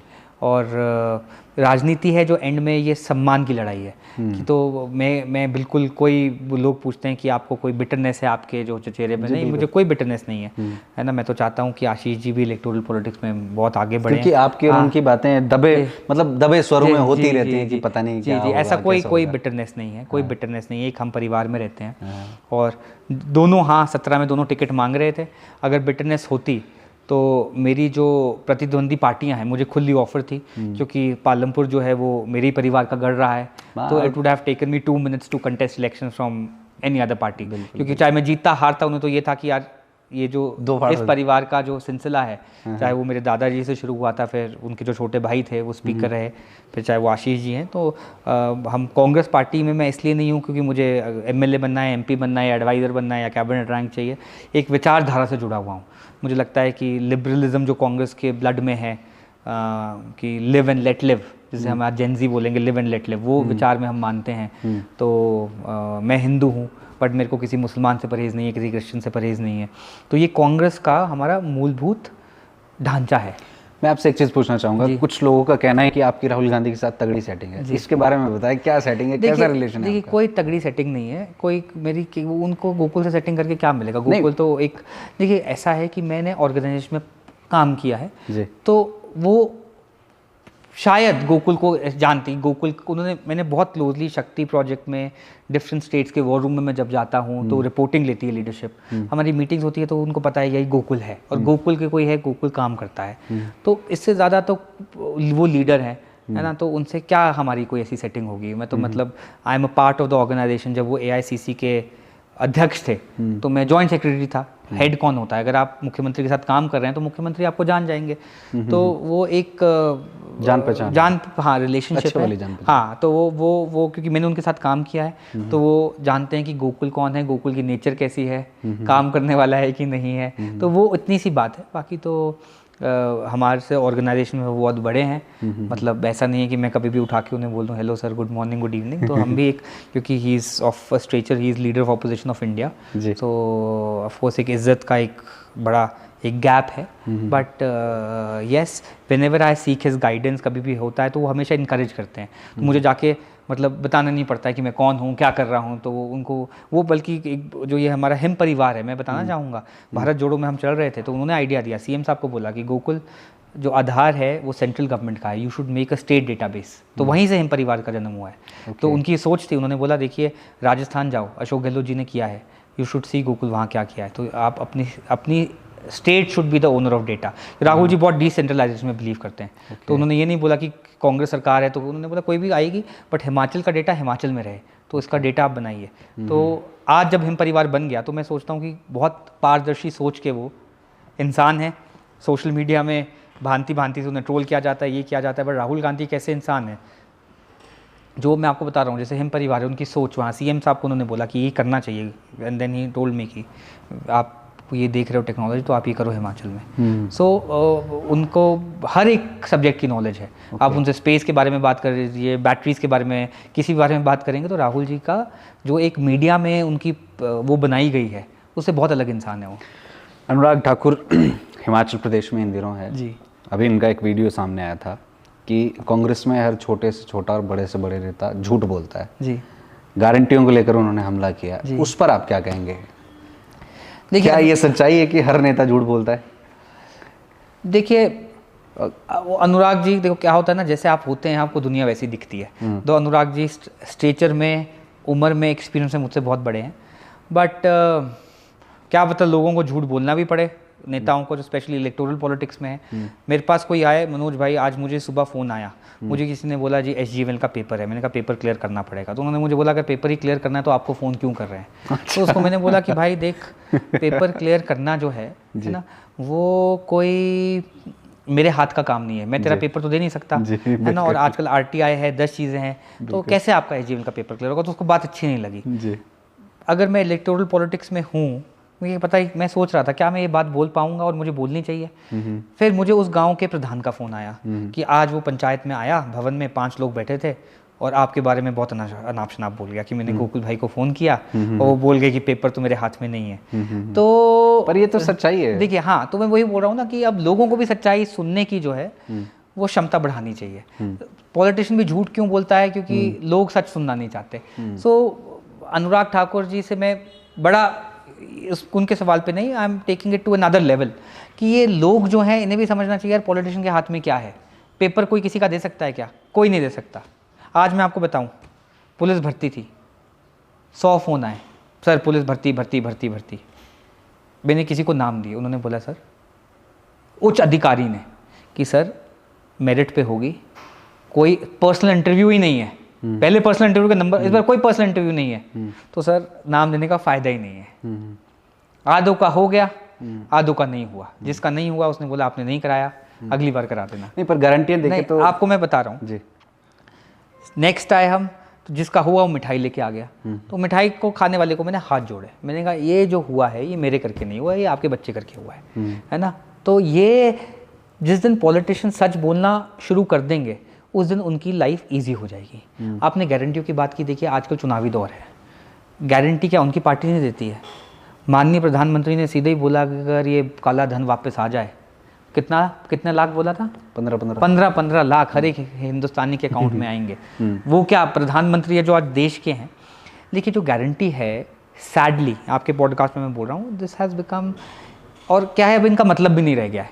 शुरू में ये दोनों पॉलिटिकल पार्टीज़ को अरविंद केजरीवाल से आदत आई कि ये कर देंगे, ये कर देंगे, ये कर देंगे, एंड में आप ही जेब का पैसा आपको घुमाया जाएगा, है ना। तो चुनाव था, तो चुनाव जीतने के लिए हर एक पॉलिटिकल पार्टी वादे करती है, और जो गारंटियां हैं हमारी उसमें ऐसी बात नहीं है, बहुत चरणबद्ध तरीके से काम भी हो रहा है। 1500 आप पूछेंगे तो हर किसी को नहीं, बट बहुत ऐसी जगहें हैं जहाँ महिलाओं को 1500 मिल रहे हैं। बहुत ऐसी जगहें हैं हमारे जितने भी, जहाँ CM साहब जाते हैं अनाउंस करते हैं, तो 1500 रुपये 10 लाख को मिलने थे, जो 10 लाख को नहीं मिल रहे होंगे, मेरे लगभग सरकारी आंकड़ा बता रहा था 3 लाख को तो मिल ही रहे हैं। उसका डेटा भी अगर आप चाहते हैं तो मैंने DPR से भी मांगा, मैंने कहा कॉन्स्टिट्यूंसी वाइज हमें पब्लिश करना चाहिए जिसको मिल रहा है। तो ये चरणबद्ध तरीके से होगा। 1500 रुपये बहुत बड़े नहीं है, मगर चलो जो एक बिल्कुल गरीब औरत है जिसके पास हाथ में कुछ भी नहीं है, उसके लिए छोटा अमाउंट मैटर करता है। बट ये जो गारंटियाँ हैं, if I look at an a larger scale, धीरे धीरे देखिए अब क्या है कि कोई मैनिफेस्टो को, पहले मैनिफेस्टो रिलीज़ करना बहुत बड़ी सेरेमनी होती थी। आज आप मीडिया में आप ही मैनिफेस्टो को कवर नहीं करते, क्योंकि वो महज एक कागज़ रह गया है वो। हाँ, उसको कुछ कोई आप देखेंगे हर एक मैनिफेस्टो में 70% सेम ही चीज़ें होती हैं। भाजपा की ये हैं, कांग्रेस की भी ये हैं, and it is not worked upon. मुझे लगता है एक मैच्योर डेमोक्रेसी में आपको 10 पॉइंट देने चाहिए, कॉमन मिनिमम प्रोग्राम जो आपका है, और एक ऐसी बॉडी होनी चाहिए इलेक्शन कमीशन की टू इवन इंश्योर कि ये जो वादे हैं, ये देखिए मैं पार्टी विशेष की नहीं, मैं इंडिया सेटअप की। देखिए अभी बिहार में चुनाव है, भाजपा का कोई वादा है, कांग्रेस का कोई वादा है, तो you should have a independent body to access whether this जो आपने प्रॉमिस किया है ये पूरा हो सकता है कि नहीं हो सकता। होना भी छोड़िए, अच्छा पहले ही एक्सेस करें। जब आपका मैनिफेस्टो बने तो ये तो आपके जैसे इलेक्शन कमीशन ऑफ इंडिया है, they should just ask for 10-20 points कि स्कूल में क्या है, ये पॉसिबल है, फंडिंग कहाँ से है ना। अगर है उसको छापने दीजिए, नहीं है नहीं छापने दीजिए। अच्छा सजेशन है। मगर जहाँ से हमारी गारंटियों की बात है, अधिकतर गारंटियाँ ऐसी थी जो पूरी होने वाली थी। चाहे वो आप देखेंगे उसमें था एक इंग्लिश मीडियम स्कूल की, वो तो CM साहब ने पूरी कर दी। आज एक सरकारी स्कूल के बच्चे में और एक प्राइवेट स्कूल के बच्चे में सबसे बड़ा डिफरेंस था अंग्रेज़ी में। जब वो अंग्रेज़ी बोलता था आप समझ जाते थे ये पक्का सरकारी स्कूल से पढ़ा है। वो क्यों होता था? क्योंकि 5वीं से सरकार शुरू करती थी अंग्रेज़ी सिखाना, आज फर्स्ट से कर गई। तो ये तो पहले एक गारंटी थी, जैसे इंग्लिश मीडियम स्कूल खोले जाएंगे, सारे स्कूल इंग्लिश मीडियम हो गए। 2 हिंदी मीडियम हैं, हिंदी में ही उनका सब कुछ होता है, बट जब आप फर्स्ट क्लास से बच्चे को अंग्रेज़ी सिखाओगे सरकारी स्कूल में भी, तो जब वो 10वीं तक पहुंचेगा तो फराटेदार इंग्लिश बोल पाएगा, है ना। तो जैसे ये है 1501 है ना। तो ऐसी हमारी गारंटी थी। दूध की थी, वो CM साहब ने बिल्कुल। गोबर की थी, बहुत लोग हंसते हैं, हाँ गोबर 2 रुपये खरीदना। मैं उनको बताना चाहूँगा वो गोबर नहीं, वो गोबर की खाद है ना, 2 रुपये। और आज मैं आपको वैसे ही बता रहा हूँ कि अगर मैं फार्मर हूँ, मैं हमारे चाय के बागान में है, मेरे परिवार वाले छोटी मोटी खेती भी अपने घर के लिए करते हैं, कभी कुछ सब्जियाँ हैं, तो गोबर की खाद अवेलेबल नहीं है हमारे पास। तो घर में गाय है तो हम वो खुद वहाँ खाद बनाते हैं, बट हर जगह से कि खाद तो 1 ट्रक खाद तो भेज दो। अगर आप 1 ट्रक खाद काज मंगवाते हैं तो आपको वो 2 रुपये किलो से कहीं हाई मिल रहा है, 5-6 रुपये किलो मिल रहा है ना। तो इन्होंने तो वो बना दिया कि जो गोबर खरीदेंगे, अरे गोबर की खाद बनेगी तभी खरीदेंगे, है ना। तो ऐसे नहीं है कि गारंटियों पे काम नहीं हो रहा है, गारंटियों पे चरणबद्ध तरीके से काम हो रहा है। मुझे लगता है जब 4.5 साल सरकार के होंगे तो सरकार इसमें एक वाइट पेपर भी पब्लिश करेगी आंकड़ों के साथ। ये एक ऑनगोइंग प्रोसेस है। दुर्भाग्यपूर्ण बात यह है कि आपदा आ गई, दुर्भाग्यपूर्ण बात यह है कि जो भारत सरकार का सहयोग हमें मिलना चाहिए था वो नहीं मिल रहा है। चाहे वो एयरपोर्ट हो, चाहे हमारा जो GST कॉम्पनसेशन सेस हमें आना था वो आना है, चाहे जो 1500 करोड़ अभी प्रधानमंत्री अनाउंस कर गए हैं चाहे वो आना है, वो कुछ भी सेंटर से नहीं आ रहा है। बल्कि मुझे ये लगता है कि चुनाव के बाद आप चुनाव में खूब राजनीति करिए, चुनाव हो जाए। तो अभी आपको मैंने एग्जांपल दिया कि IIT कैंपस में कुछ अड़चन है, मैं तो धर्मेंद्र प्रधान साहब के हाथ पैर जोड़ने को तैयार हूँ कि सर कुछ करिए हिमाचल आकर। हमारे सांसदों को भी तैयार हूँ, मैंने बल्कि हमारे सांसद से बात करी, सर कुछ कैंपस में दिक्कत आएगी, बोला मैं चलूँगा यार तुम्हारे साथ मंत्री जी के पास। तो कांगड़ा के जो सांसद हैं, तो मुझे लगता है अनुराग जी क्योंकि यंग हैं, पॉजिटिव सोच वाले हैं, तो एक पॉजिटिव राजनीति करें। क्योंकि एयरपोर्ट है, खुद मैं 10 बार अनुराग जी के साथ गग्गल से दिल्ली गया हूँ। जब मैं दिल्ली ICC में काम करता था, मैं हर हफ्ते दिल्ली जाता था। अनुराग जी भी केंद्रीय मंत्री थे, तो उसी फ्लाइट में साथ बैठ के हम कितनी बार दिल्ली गए हैं। तो उस एयरपोर्ट की यूज़र हैं। एयरपोर्ट जो है वो यूनियन सब्जेक्ट है। Airport authority of India state की थोड़ा भी है, एयरपोर्ट टैक्स स्टेट को थोड़ा भी आता है। तो एयरपोर्ट आप एक एयरपोर्ट बड़ा करना है, आप सहयोग मांगिए भारत सरकार से। अगर सहयोग मांगा होता तो आज एक 737 जो बड़ा जहाज़ होता है वो कांगड़ा में उतर रहा होता। और सेकेंडली डिफेंस की दृष्टि से बड़ा इंपॉर्टेंट है। अभी आपने देखा जो हमारा बॉर्डर कॉन्फ्लिक्ट हुआ, हमारे पास पठानकोट ले, इसके अलावा कंटिजेंसी एयरपोर्ट ही नहीं है। श्रीनगर में है, but Srinagar is very close to the border. तो आपको एक एयर पट्टी जहाँ आपके मिग्स उतर सकें, फाइटर जेट्स उतर सकें, आपको एक चाहिए, तो ये एयरपोर्ट उस दृष्टि से भी बड़ा इंपॉर्टेंट है। तो ये तो डिफेंस में, क्योंकि सरकार एकदम से पैसा खर्च देती है, और ये तो हमारे 7 सांसद हैं, अगर मैं इनकी जगह होता तो मैं एक पॉजिटिव आउटलुक रह के मैं कहता चलो यार हमारे स्टेट एक अच्छा काम कर रही है, तो मैं ये जाता। तो क्योंकि अगर आप चुनाव के बाद भी, अभी लोकसभा भी बहुत दूर है, विधानसभा भी दूर है, तो हर वक्त अगर आप चुनावी टिप्पणी ही करते रहोगे तो मुझे लगता नहीं कि it will take any party anywhere, और जनता का नुकसान है इसमें, है ना। पॉलिटिकल आप टिप्पणी करिए, बट आप क्या पॉजिटिविटी ला रहे हैं, कहाँ स्टेट गवर्नमेंट का, क्योंकि देखिए एयरपोर्ट पे तो ये है नहीं कि कांग्रेस ही उतरेगी।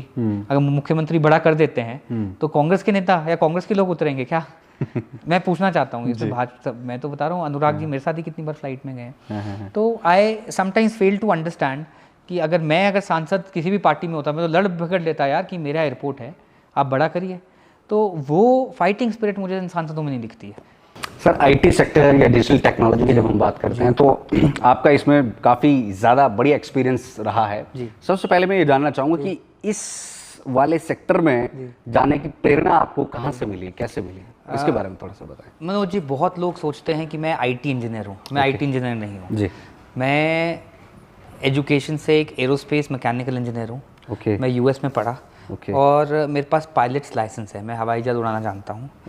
और दुनिया में आप कहीं जाएं, हिंदुस्तान के जो लोग हैं वो IT drivers of the world हैं। आप यूएस जाएंगे तो जो टेक्नोलॉजी का ड्राइवर है वो इंडियन है। चाहे आप देखिए गूगल का सीईओ कौन है, अभी माइक्रोसॉफ्ट के सीईओ इंडियन थे। जो बड़ी बड़ी कंपनीज आप तमाम लेंगे, 70% workforce even at the leadership roles are Indians. UK जाएं, सेम थिंग। ऑस्ट्रेलिया जाएं, सेम थिंग। यूरोप जाएं, यूरोप में एक जगह है लक्समबर्ग जहाँ से टेक्नोलॉजी सारी चलती है यूरोप की, वहाँ पे it's the same thing. A lot of credit goes to our former prime minister Shri Rajiv Gandhi, जो आईटी का रेवोल्यूशन लाए और कंप्यूटर को इंडिया लेके आए। Computer science as a course उन्होंने समझा कि भारत में ये एक रेवोल्यूशन ला सकता है। तो हर एक चीज़ आज वो दुनिया में नहीं है। लगभग 40 वर्ष पहले, 40 तो नहीं 35-36 वर्ष पहले वो आईटी रेवोल्यूशन लाए थे। आज उसका हमें रिजल्ट देखने को मिल रहा है। तो जब मैं यूएस से वापस आया और वीरभद्र सिंह जी के साथ काम करने लगा, तो मैंने देखा कि हिमाचल प्रदेश जो है, और भारत में भी बहुत जगह है जहाँ हम तो पूरे दुनिया में कहते हैं कि we are IT drivers of the world. बिजली का बिल लाइन में लग के दे रहे हैं, पानी का बिल लाइन में लग के दे रहे हैं, आपको अपनी जमाबंदी पर्चा निकालना है वो लाइन में लग के दे रहे हैं पटवारी के पास। तो मुझे ये लगा कि इस फील्ड में बहुत पोटेंशियल है और हिमाचल में इसमें बहुत कुछ किया जा सकता है। सो यहीं से मुझे प्रेरणा आई, और ये प्रेरणा उनको ज्वाइन करने से पहले नहीं थी, है ना। तो उनका तो जब उन्होंने ज्वाइन करने के लिए कहा तो प्रॉब्ली मैं एज OSD या कुछ ज्वाइन करता उनके ऑफिस में। बट मुझे लगा कि हिमाचल में मोस्टली जो एक मुख्यमंत्री कार्यालय में काम रहता है वो ट्रांसफरों की फाइलों का रहता है ना। तो मुझे लगा कि अब मैं यूएस से अगर अपनी जॉब छोड़ के आऊँ, सो मैं अपने साथ भी, और जो मैंने स्किल सेट बाहर पढ़ाई करके बाहर जॉब करके सीखा है, मैं उसके साथ जस्टिस नहीं कर पाऊँगा अगर मैं इन्हीं फाइलों में फंस गया। तो मुझे लगा कि मैं कुछ ना कुछ ऐसा करूँ जहाँ मेरा दिमाग लगे, और जो भगवान की कृपा से मेरे पेरेंट्स ने मुझे बाहर भेजा और जो मुझे एक्सपोजर मिला है उसको मैं कहीं ना कहीं थोड़ा यूज़ करके अपने देश के लिए, अपने प्रदेश के लिए यूज़ कर पाऊँ। मैं बीच में आपकी बात रोकना चाहूँगा। आप यूएस में भी आपने जॉब की और सारी चीज़ें, आप यहाँ का और वहाँ का जब सिस्टम देखते हैं तो कितना डिफरेंस पाते हैं, और फिर क्या मन व्यथित होता है उन सब चीज़ों को देख के कि हम तो बड़े पिछड़े हुए हैं या काइंड ऑफ? जी देखिए, वो बहुत आगे है देश हमसे, है ना। और क्या है कि जो वहाँ पे चाहे आप जैसे कहते हैं एक स्टैंडर्ड ऑफ लिविंग या ह्यूमन डेवलपमेंट इंडेक्स, वो बहुत आगे है। लोग भी मैच्योर हैं। सबसे बड़ी बात है वहाँ रोज़मर्रा की, जो वहाँ जो गरीब आदमी है उसके पास एक होंडा की पुरानी गाड़ी है ना। वहाँ पे ऐसा नहीं कि कोई गरीब आदमी होगा, जैसे आपको मैं बताऊँ जहाँ मैं रहता था, जहाँ मैं कॉलेज जाता था, वहाँ पे -20 डिग्री तक टेम्परेचर जाता था। बट ऐसा कोई इंसान नहीं होगा, होमलेस भी होगा तो गरीब से गरीब होगा तो उसके घर में हीटिंग ज़रूर होगी। तो ये छोटी छोटी चीज़ें, गर्म पानी, एयर कंडीशनिंग, वो बेसिक सुविधाएँ जो हैं। पॉपुलेशन भी कम है। बहुत लोग बोलते हैं हिंदुस्तान की प्रॉब्लम पॉपुलेशन है, वो भी नहीं है, क्योंकि अभी मैं पिछले दिसंबर चाइना गया और मैं देख के हैरान रह गया कि China despite of being such a huge population, हमसे कहीं ज़्यादा उनकी जनसंख्या है, कितने अच्छे से उसने अपनी जनसंख्या को फॉर देयर बेनिफिट यूज़ कर रहे हैं। हम तो हमेशा इंडिया में आप किसी से बात करेंगे हिंदुस्तान का कुछ नहीं हो सकता, बहुत ही पॉपुलेशन है ना, तो वो हम हमेशा प्लानिंग करते हैं। आपकी बात बिल्कुल सही है कि दुख होता है क्योंकि प्रायोरिटीज़ हमारी मिसप्लेस्ड हैं, क्वालिटी पे हमारा ध्यान नहीं है। तो वहाँ मैं आपको बता दूँ, जैसे मैं ट्रांसपोर्ट जो हाईवेज़ और पीडब्ल्यूडी एक डिपार्टमेंट है उसमें कार्य करता था, तो वहाँ कोई भी ब्रिज बनाते हैं तो अगले 50 साल की प्रोजेक्शन लेते हैं कि ट्रैफिक कितना होगा, यहाँ का प्लान क्या है, और एक बार प्लान बन जाए तो वो फिक्स होता है। सो जो भी वेस्टर्न वर्ल्ड है, मैं यूएस की बात करूँ, मैं मैसाचुसेट्स स्टेट्स के लिए काम करता था, तो मैसाचुसेट्स एक स्टेट है जहाँ पे हार्वर्ड है, MIT उसी स्टेट में है, तो प्लानिंग में वो लोग बहुत आगे हैं। तो वो 50 साल की अगली प्लानिंग करते हैं और उस प्लानिंग फिर आप बदल नहीं सकते। अगर उन्होंने सोच लिया कि यहाँ पे हमने 16 लेन का हाईवे बनाना है तो वो बनेगा। है। हिंदुस्तान में हमारा रेट्रोस्पेक्टिव काम चलता है, हम कहते हैं जनता को बढ़ने दो, फिर हम बोलते हैं अच्छा ये तो बहुत रश हो गया, अब 16 लेन का हाईवे निकालो। वो लोग पहले 16 लेन का हाईवे निकालेंगे, है ना। और ऐसा नहीं है कि हिंदुस्तान पुराने शहर भी हैं, जो हमारे नए शहर भी बस रहे हैं। Sadly we suffer from a lot of lack of planning, है ना। और उसमें क्या है कि सरकार अगर प्लानिंग करती भी है तो उसकी इम्प्लीमेंटेशन कहीं ना कहीं चूक जाती है। उसी पॉइंट में मैं अब आने वाला था कि आप जिस तरीके से काम करते हैं या जो आपका थॉट प्रोसेस एक रहता है कि हमें इस तरीके से काम करना चाहिए, वो करना चाहिए, लेकिन जब आप सरकार में होते हैं, जब सरकार में आप हैं, तो वहाँ पर बहुत सारे चैलेंजेस आ जाते हैं। ऑफिसर्स होते हैं, ब्यूरोक्रेट्स होते हैं, वो अपनी बात आगे रखेंगे कि ऐसे नहीं, ऐसे हो सकता है।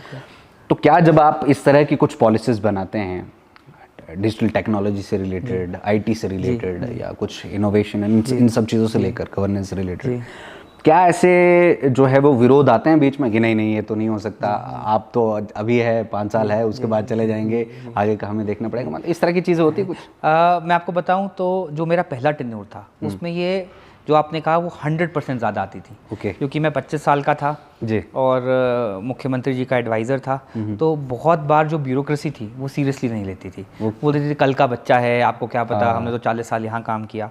तो वहाँ पे जो आपने कहा वो बहुत ज़्यादा प्रॉब्लम आया करती थी। और तब भी जो हमारे स्वर्गीय मुख्यमंत्री हैं वीरभद्र सिंह जी, वो मजाक में मेरा नाम कभी कभी कंप्यूटर बॉय बोला करते थे। तो क्योंकि वो उस उम्र के पड़ाव में थे जहाँ उन्हें टेक्नोलॉजी ज़्यादा समझ नहीं आती थी, मगर वो हमेशा इनकरेज करते थे। वो कहते थे ये बोल रहा है तो बाहर से पढ़ के आया है तो सही बोल रहा होगा, है ना। तो उन्होंने हमेशा जो भी मैंने उन्हें सजेशन दिया, है ना, तो जब भी मैं कहीं फंस जाता था तो मैं उनके पास जाता था और मैं बोलता था सर ये है, तो वो सीधे चीफ सेक्रेटरी को फ़ोन करते थे और बोलते थे ये एजेंडा जो है ये होना चाहिए। तो एक पॉलिटिकल विल जो है, और अभी भी मैं आपको बताऊंगा मनोज जी कि आई एम वेरी लकी कि जो हमारे सम्माननीय मुख्यमंत्री हैं उनका भरपूर जो हमारे इनिशिएटिव्स हैं उनकी गाइडेंस भी रहती है, वो मंथली रिव्यूज़ भी लेते हैं, तो उससे एक सीरियसनेस आ जाती है। तो क्योंकि ये पॉडकास्ट है तो मैं इनफॉर्मली बता सकता हूँ, देखिए मैं इलेक्टेड नहीं हूँ ना, तो हमारे पास ना किसी अफसर की ACR आती है, तो एक तो अफसरों को भी समझाना आसान मुश्किल होता है। तो पहले तो मैं कोई भी कुछ करूं तो पहले तो मुझे अपने डिपार्टमेंट के लोगों को समझाना पड़ता है कि यार ऐसा करना क्यों ज़रूरी है, and then you have good team. हमारी बहुत अच्छी टीम है, तो अब वो बन गया। बट शुरू में कोई नया अफसर आता है उसे समझाते हैं कि क्यों करना है, क्योंकि दो वो रिस्पेक्ट इज्जत प्रोटोकॉल में तो देते हैं, but they are not liable और bound to listen to me. अगर मैं बोलता हूँ अगर IT मंत्री होता, दो मेरे पास कैबिनेट रैंक है, बट अगर मैं इलेक्टेड ओथ लिया हुआ मंत्री होता तो ज़्यादा डंडे से काम आप करा सकते हो। तो वो कहीं ना कहीं इन एडवाइजरी रोल्स में शॉर्टकमिंग रहती है। But on the other hand जहाँ मैं फंस जाता हूँ तो वहाँ मैं माननीय मुख्यमंत्री जी का सहारा लेता हूँ, और अगर मैं उन्हें कन्विंस कर पाऊँ तो फिर वो मेरे एजेंडा के ड्राइवर बन जाते हैं, क्या बात है ना। तो फिर इससे ये मैंने स्ट्रैटेजी पिछले टेन्योर में सीखी, और इस टेन्योर में मैंने पहले दिन से ही, मैं आपको बता दूं जो भी मैं काम करता हूं वो मैं पहले ही माननीय मुख्यमंत्री से डिस्कस करूँ, सर ये करने जा रहे हैं, कर लें। तो उनकी जब येस हो जाए तो फिर जहाँ वो होते हैं आप मानेंगे नहीं, माननीय मुख्यमंत्री ने कम से कम 10 बार इस टेन्योर में चीफ सेक्रेटरी को आदेश दिए कि ये एजेंडा है, ये मुझे चाहिए, है ना। तो वो जब चीफ सेक्रेटरी और मुख्यमंत्री साथ ही लग जाते हैं तो एजेंडा जो है वो सरकार का बन जाता है, बिल्कुल। और फिर नीचे आसानी हो जाती है। हाँ, तो इसीलिए जो आज हमारी जो सर्विसेज में आप देख रहे हैं, चाहे हमें अवार्ड्स मिल रहे हैं, तो इसमें बहुत बड़ा जो साथ है और जो सहयोग है और गाइडेंस है वो हेड ऑफ द स्टेट का होना ज़रूरी है। मुख्यमंत्री जी ने बधाई दी आपको फिर जब आपको पहला मतलब फर्स्ट रैंक मिला है ऑल ओवर इंडिया? जी, मुख्यमंत्री जी ने बिल्कुल बधाई दी, और वो मुझे मजाक में बोल भी रहे थे कि इसमें तो मेरा भी रोल बहुत है क्योंकि मैं ही रिव्यू लेता हूँ। मैंने बोला बिल्कुल, सबसे बड़ा रोल ही आपका है, अगर आप नहीं होते तो। मजाक में वो तो जिस दिन बताया उन्होंने बोला हाँ तो यार ये तो फिर मुझे भी बधाई साझा है। होना मैंने चाहिए। कहा हाँ, मैंने कहा आपका साझा तो क्या है, आपके अंडर ही सब हमारा है, तो अगर उनकी सपोर्ट ना हो तो ये तो बिल्कुल चल नहीं पाएगा सिस्टम। जी डिल साहब, आपसे जानना चाहेंगे, डिजिटल हिमाचल की हम बात करते हैं, डिजिटल इंडिया की भी हम बात करते हैं। हालांकि इंडिया की अगर हम बात करें तो वहाँ पर पता नहीं कितने लूप होल्स होंगे, क्या चीज़ें होंगी। हिमाचल एक छोटा स्टेट है और यहाँ पर चीज़ें करना वैसे भी थोड़ा आसान हो जाती है, चीज़ हो जाती है। आप अगले 5 साल में ये डिजिटल हिमाचल का जो एक वाटरमार्क कह लीजिए या एक ये कह लीजिए अम्ब्रेला कह लीजिए, इसको आप कहाँ पर देखते हैं अगले 5 सालों में डिजिटल हिमाचल? देखिए, Himachal is a very digitally literate state. यहाँ पे हर एक आदमी के पास मोबाइल फ़ोन है, वो मोबाइल फ़ोन से सर्विसेज यूज़ करना चाहता है। और मैंने जैसे आपको भी बताया कि हम 400 से ऊपर सर्विसेज ऑनलाइन दे रहे हैं। तो आने वाले समय में लोगों को ज़िला दफ्तरों में, तहसीलों में जाने की ज़रूरत नहीं पड़ेगी। मोस्टली सारे सर्टिफिकेट, जैसे इस बार हमने आप रूरल डेवलपमेंट की बात करें तो ये जो हमारा परिवार रजिस्टर होता है वो हमने ऑनलाइन कर दिया। एमसी में चल रहा है, नहीं तो आप जाते थे कि डेथ सर्टिफिकेट दे दो, बर्थ सर्टिफिकेट दे दो, इसकी पहले आप अपने थ्रू या पार्षद या अपने वार्ड पंच के पास जाते थे, एंट्री कराते थे, सब कुछ ऑनलाइन हो गया है। सो ऐसी बहुत सी सब्सिडीज़ हैं, स्कीम्स हैं जो हम ऑनलाइन ही फॉर्म भर रहे हैं। आप लोक मित्र केंद्र जाएँ और आप उससे नॉलेज ले सकते हैं। तो एक तो ये गवर्नेंस की पार्ट हो गई कि जहाँ पे आपका जो सरकारी कामकाज है वो जितना आप ऑनलाइन कर सकें, डिजिटली कर सकें, जिसमें पारदर्शिता भी आए, और एक तो ये पार्ट हो गया। और दूसरा पार्ट है, मुझे लगता है जो हिमाचल में अगर अपने डिजिटल हिमाचल बनाना है तो आप बहुत ज़्यादा ये जो आईटी फील्ड है इसके माध्यम से एम्प्लॉयमेंट जनरेट कर सकते हैं। तो इस पे भी जितना फोकस आपको ई गवर्नेंस पे देने की ज़रूरत है। और मैं आपको बताऊं कि बहुत लोग बोलते हैं कि यहाँ की वेबसाइट नहीं चल रही है। बिल्कुल सब वेबसाइटें सुचारू चलनी चाहिए। मैं भी यही बोलने वाला था कि ठीक है, डिजिटल हिमाचल की हम बात कर रहे हैं और हमें अवार्ड्स भी मिल रहे हैं, लेकिन बार बार जो चाहे यूथ की हम बात करें, जब वो HPPSC में जाते हैं या डिफरेंट HPRCA में जाते हैं, साइट्स क्रैश हो जाती है, साइट्स नहीं चलती है, या पंचायती राज की जब खोलनी होती है वो वेबसाइट नहीं जी। देखिए, ये आपकी बात बिल्कुल सही है। जैसे आपने एग्ज़ाम की बात करी, में से पहली बार एग्ज़ाम्स ऑनलाइन हो रहे हैं, है ना। एग्ज़ाम्स ऑनलाइन हो रहे हैं। अब जैसे पुलिस का मेरे भी पिछले हफ्ते की बात है, तो कोई थर्ड पार्टी से सॉफ्टवेयर, देखिए इसमें क्या होता है, मोस्टली जब अभी हेड कांस्टेबल और ASI की रिक्रूटमेंट प्रमोशन का एग्ज़ाम था, उस दिन शायद सर्वर डाउन हो गया। सर्वर डाउन नहीं हुआ, मुझे पता लगा कि एप्लीकेशन किसी थर्ड पार्टी द्वारा पुलिस ने बनाई है ना। तो अब वो थर्ड पार्टी भी पहली बार एप्लीकेशन बना रही है। तो मैं बिल्कुल फिर मैंने जब पुलिस के उच्च अधिकारियों से बात करी कि आप इनको क्यों बार बार काम दे देते हैं, उन्होंने बोला सर हमारे पास बजट 10 लाख रुपए है। तो मैंने उनको बोला कि ऑनलाइन इतने टेस्टिंग एप्लीकेशंस अवेलेबल हैं, हमारे बड़े से बड़े टेस्ट ऑनलाइन होते हैं, तो आप उनको यूज़ करिए। तो उन्होंने बोला सर हमारा 15 लाख का बजट है, इसमें आप बता दीजिए क्या आ सकता है ना। तो वो धीरे धीरे देखिए प्रोसेसेस हैं। और जो अभी रिक्रूटमेंट्स हो रही हैं इस सरकार में पहली बार ऑनलाइन हो रही हैं। ऑनलाइन इसलिए हो रही हैं क्योंकि ऑनलाइन एक पारदर्शिता रहेगी। आपने देखा जैसे ही सरकार बनी तो जो हमारा हमीरपुर सिलेक्शन बोर्ड था उसमें बहुत ज़्यादा इरेगुलरिटीज़ पाई गई और बहुत से लोगों को खिलवाड़ किया गया। पिछले 5 साल में कितने, आप सोचिए, नॉन डिज़र्विंग लोग जो हैं वो सिलेक्ट हो गए।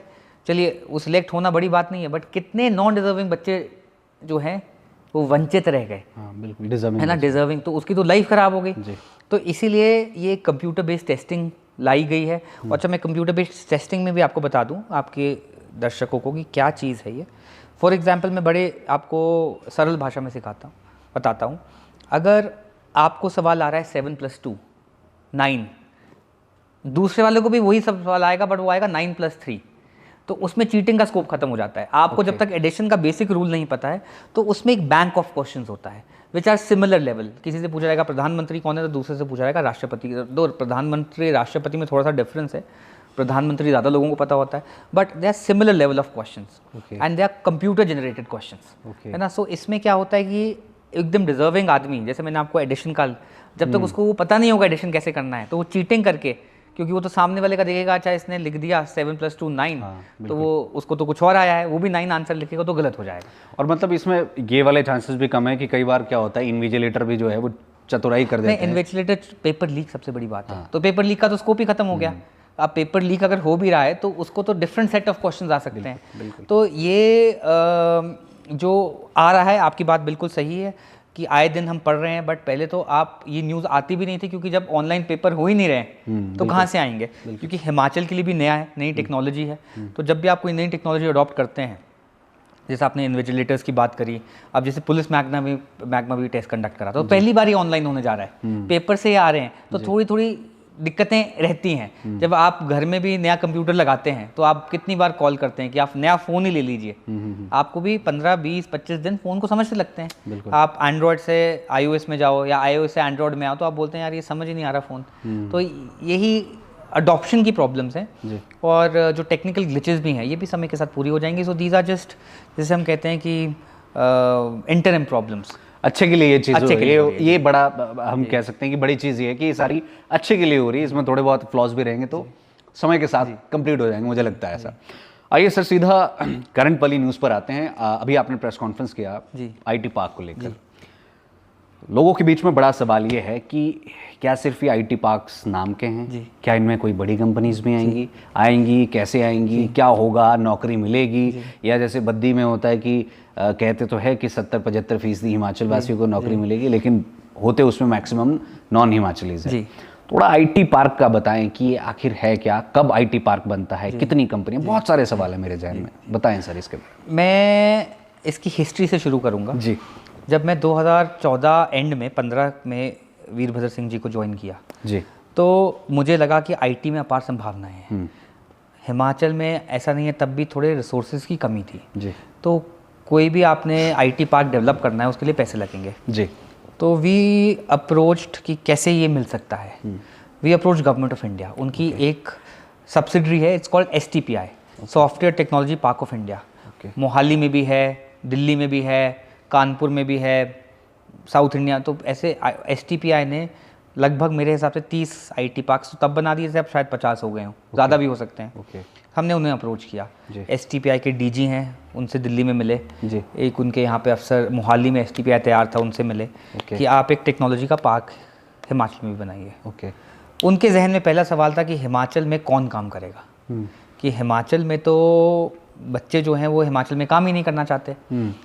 बट क्योंकि मैं भी हिमाचल से हूँ तो मेरी मूलतः अंडरस्टैंडिंग कुछ और थी, क्योंकि जो भी मेरे साथ भी बच्चे जो आज बैंगलोर में मेरे क्लासमेट्स या गुड़गांव में हैं, अगर उन्हें हिमाचल में आधी तनख्वाह भी मिल जाए तो आज वो हिमाचल वापस आना चाहेंगे, क्योंकि जो हमारा स्टैंडर्ड ऑफ लिविंग है वो बहुत ऊंचा है उन शहरों से।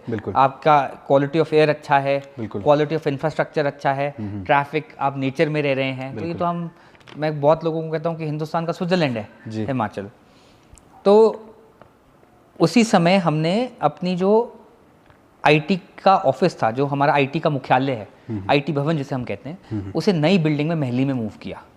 तो जैसे ही हमने नई बिल्डिंग में मूव किया तो पिछली बिल्डिंग हमारी खाली हो गई जी। तो मैंने STPI को वो बिल्डिंग दी। मैंने कहा सर आप नया बनाने से पहले यहाँ एक्सपेरिमेंट करिए, और यहाँ पे आप देखिए कि क्या हिमाचली बच्चे जगह लेना चाहते हैं STPI। अब STPI क्या है, STPI जैसे आपकी ये बिल्डिंग में हम बैठे हैं ऐसी बिल्डिंग बना देगा और छोटे छोटे दफ्तर बना देगा। ठीक है। वहाँ पे जो चैतरू में बना है और एक महली शिमला में भी बनने जा रहा है, ये दोनों इस साल के एंड में फंक्शनल होंगे। मतलब ये बन चुके हैं। अब आज आप जाएंगे तो छोटी छोटी चीज़ें इनकी रह गई हैं, जैसे चैतरू में पुल बड़ा हो रहा है, वो माननीय मुख्यमंत्री जी का खुद का विजन है कि 2-वे पुल होना चाहिए। अभी पतला पुल है तो पुल का काम युद्ध स्तर पे चल रहा है। अभी मैं फिर से क्या था तो PWD ने कहा कि हम आपको 15 दिसंबर को हैंड ओवर कर देंगे पुल के साथ। तो वो बिल्डिंग तो तैयार है। ठीक है। तो वहाँ 2000 रुपये प्रति माह में आप एक सीट रेंट कर सकते हैं। सीट हर कोई युवा रेंट कर सकता है जी। 2000 रुपये प्रति माह में, 2200 रुपये प्रति माह में। ठीक है। पूरे महीने में 2200 रुपये में। उसमें आपको क्या मिलेगा, एक डेस्क मिलेगा। ठीक है। प्लग एंड प्ले सोल्यूशन होगा। आपके वहाँ लैन केबल आ रही है, इंटरनेट का बिल पेड होगा। एंड थोड़ी सी डेटा स्टोरेज भी पेड होगी। इंटरनेट का बिल आपकी तरफ से, STPI की तरफ से। उनकी तरफ से पेड होगा। तो आज 2200 रुपये में तो किसी को ऑफिस नहीं मिल सकता। ठीक है। वो जो एक छोटा एंटरप्रेन्योर है, चाहे वो आजकल इंस्टाग्राम के ब्लॉगर्स हैं, चाहे वो कोई ऐप डेवलपमेंट में है, चाहे कोई वर्क फ्रॉम होम कर रहा है, तो वो 2200 रुपये में वहाँ जाकर, सबसे बड़ी बात है power backup. Power backup, online UPS भी उनका है, जेनसेट भी उनका है, 500 kV का जेनसेट लगा हुआ है वहाँ। तो कभी बिजली जाने की भी बात नहीं है, तो क्योंकि 12 घंटे 14 घंटे वहाँ चलता है। साथ में कॉन्फ्रेंस रूम की सुविधा है, वो भी आप 400 रुपये फॉर 4 आवर्स रेंट कर सकते हैं। ये उनके रेट लिस्ट तय है। और ये जो 2200 रुपये में भी अगर आप प्रोडक्ट बेस्ड कंपनी में हैं, जहाँ एक प्रोडक्ट बना के बेच रहे हैं, आप एंटरप्रेन्योर हैं, तो उसमें भी 40% डिस्काउंट है। तो वो भी 2200 से आप समझ लीजिए कितने रेट पे आएगा। तो ये हमने, वापस मैं आता हूँ, तो STPI को हमने वो ऑफिस दिया, बिल्डिंग हमारी थी, तो STPI का पैसा नहीं लगा, STPI ने फर्निशिंग करके वो चलाना शुरू कर दिया। ठीक है। आज अगर आप मेरे से वहाँ जगह मांगे तो वहाँ 50 से ऊपर की वेटिंग है। ओके। जगह ही नहीं है। कौन लोग हैं? हिमाचल के लोग हैं। कोई अपना छोटा सा ऑनलाइन सेल का बिजनेस चला रहा है, एक पीछे मुझसे आके मिला, वो ऑनलाइन ट्रैवल एजेंसी चला रहा है, होटल्स को प्रमोट कर रहा है, कोई ऑनलाइन सेब बेच रहा है, तो है तो सब IT बेस्ड स्टार्टअप, तो हिमाचली युवा हैं। तो STPI को तब समझ में आया कि हिमाचल में पोटेंशियल है। तो हमने 2016 में 2 IT पार्क सैंक्शन कराए। जी। मुझे खुशी है कि मेरी उसमें बहुत कारगर भूमिका थी और ये कंसेप्चुअलाइज प्रोजेक्ट्स दोनों मैंने करे। जी। और 2017 में कैबिनेट ने दोनों STPIs को लैंड ट्रांसफ़र कर दी।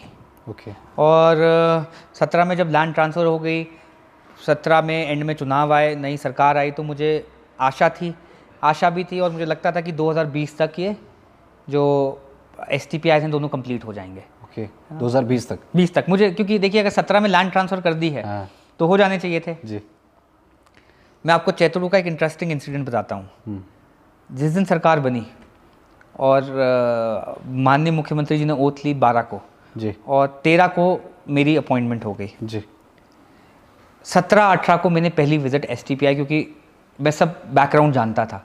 तो मैंने कहा इनॉग्रेशन हो गई, नहीं अभी तो बनी नहीं है बिल्डिंग। दिल में दुख भी हुआ, बट एक अपॉर्चुनिटी भी दिखी कि यार ये क्यों नहीं बनी है। पैसा भारत सरकार ने लगाना था, लैंड हमने देनी थी। बहुत अच्छी लैंड जो एयरपोर्ट के साथ है, चैतुरु में 4 लेन के साथ है, वो उनको दी गई थी। करोड़ों रुपए की लैंड भी है। साइट डेवलपमेंट हमारी थी, वो भी हमने करके उनको जो दी थी, फ्लैट लैंड दी थी। तो अब क्या कमी है? पैसे भारत सरकार ने देने हैं, लैंड डेवलपमेंट हमने करके दे दी, तो क्या कमी है? तो जब मैं चैतुरु पहुंचा तो ऑफ कोर्स हमारे डिपार्टमेंट के अफसरों ने कंस्ट्रक्शन कंपनी को भी बुलाया। तो इसका टेंडर CPWD करती है, क्योंकि भारत सरकार का पैसा है, तो हमारी PWD नहीं करती। तो वहाँ पे साइट पे काम रुका हुआ था। जो कंपनी के रिप्रेजेंटेटिव्स थे, उनसे पूछा गया कि आपने काम क्यों रोका है? उनका कहना था कि सर ये आम का पेड़ दिख रहा है, इसके काटने की परमिशन नहीं आई है। अच्छा। मैंने कहा अच्छा कब से नहीं आई है? तो लगभग 6 महीने हो गए। तो 6-8 महीने से काम रुक गया है, और कोविड था, ये था, तो काम रुक गया सर जी। तो कंपनी का तो कुछ नहीं जा रहा था। तो फिर उसी अगले दिन वो पेड़ काटने की परमिशन आई, और आम के पेड़ की काटने की परमिशन आती है, ऐसा नहीं है नहीं आती है, but it is a process. वो DFO शायद शिमला फाइल भेजते हैं। But what I want to say is कि जो भी पिछले लोग सत्ता में रहे, उनकी कितनी सीरियसनेस थी इस इशू पे कि पैसा आया हुआ है, तो आप तो ऐसे ही पैसा को जाने दो कि तो प्रोजेक्ट भी लटक जाता। वो पेड़ कटने की परमिशन आई, और आज मुझे खुशी है कि आज वो बनके तैयार हो गया है जी। जो आपका सवाल है, इसमें एम्प्लॉयमेंट बाहर के लोगों को मिलेगी। हमने फर्स्ट देखिए क्या है कि बनाई बिल्डिंग है जी। ऑफिसेज का भी रेंट 16 रुपये स्क्वायर फीट पे तय किया गया, 16 रुपये फर्निश्ड स्पेस का। ठीक है, जिसमें internet ready, power backup ready, सब कुछ, डेटा सेंटर अंदर लगा हुआ है। तो बनाया एक पूरी बिल्डिंग है, जहाँ रिसेप्शन भी है, कॉन्फ्रेंस हॉल भी है, घंटी बजाओगे तो PN चाय भी लेके आएगा, है ना। तो आपको कुछ करने की जरूरत नहीं है। अगर कोई 500 स्क्वायर फीट का ऑफिस लेता है तो आप समझ लीजिए 8,000 रुपये रेंट है। तो बहुत ही किफ़ायती दामों में कोई भी ले सकता है इसको, कोई भी ले सकता है, हिमाचल से बाहर का आदमी भी ले सकता है, है ना। बट मेरी STPI को एक रिक्वेस्ट रही, क्योंकि हमारे जो डायरेक्टर IT हैं, he is a member of the committee of allotment.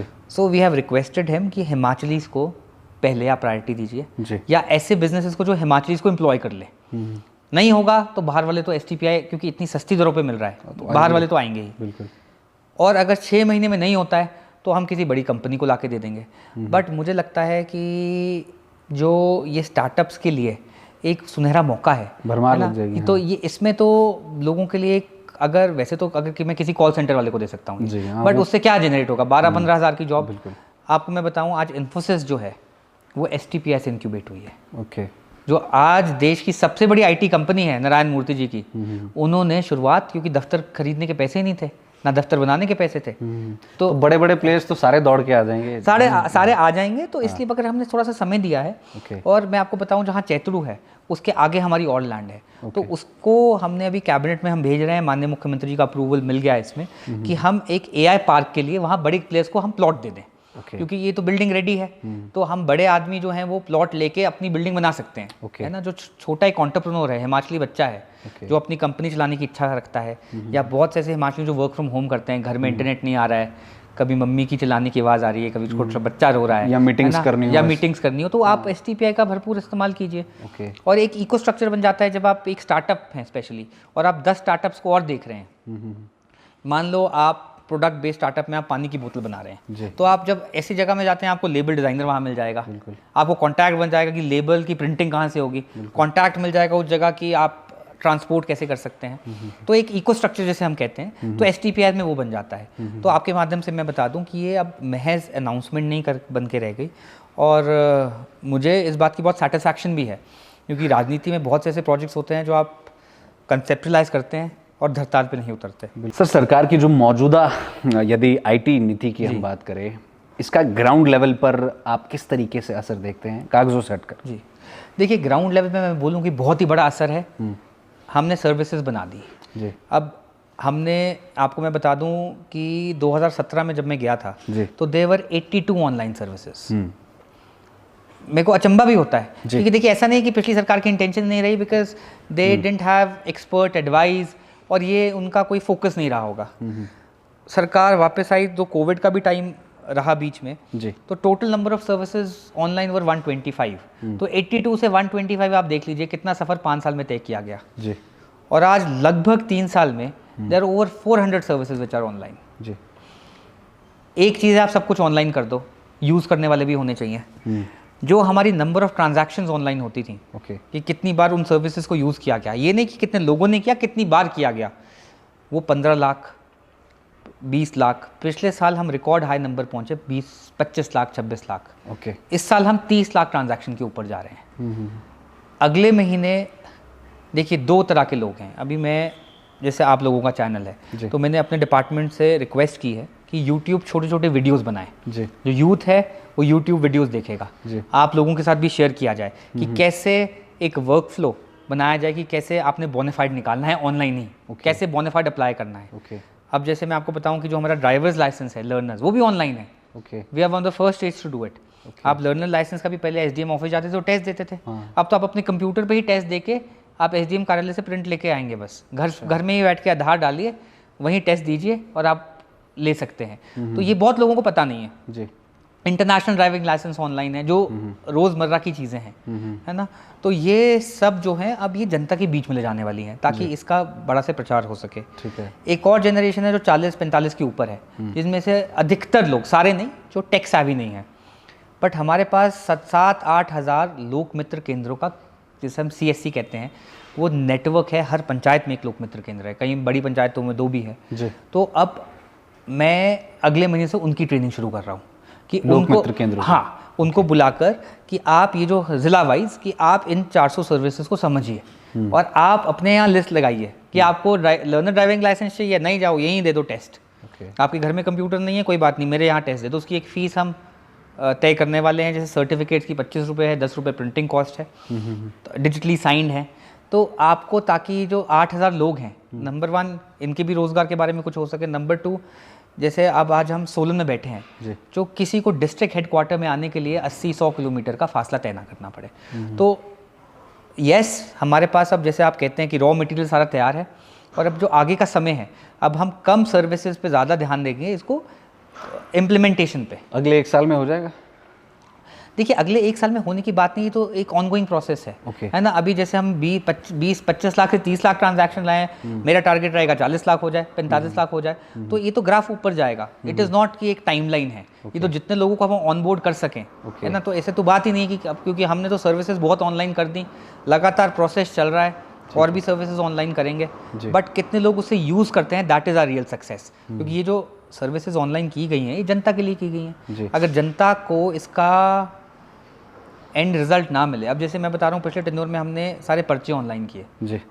आज मैं अब जहाँ भी जाता हूँ, पटवारी से पूछता हूँ कितने लोग पर्चा लेने आते हैं, 0। 6 महीने में कोई आया नहीं, लोक मित्र केंद्र से निकाल रहे हैं, मेरे पास साइन कराने आते हैं बस जी।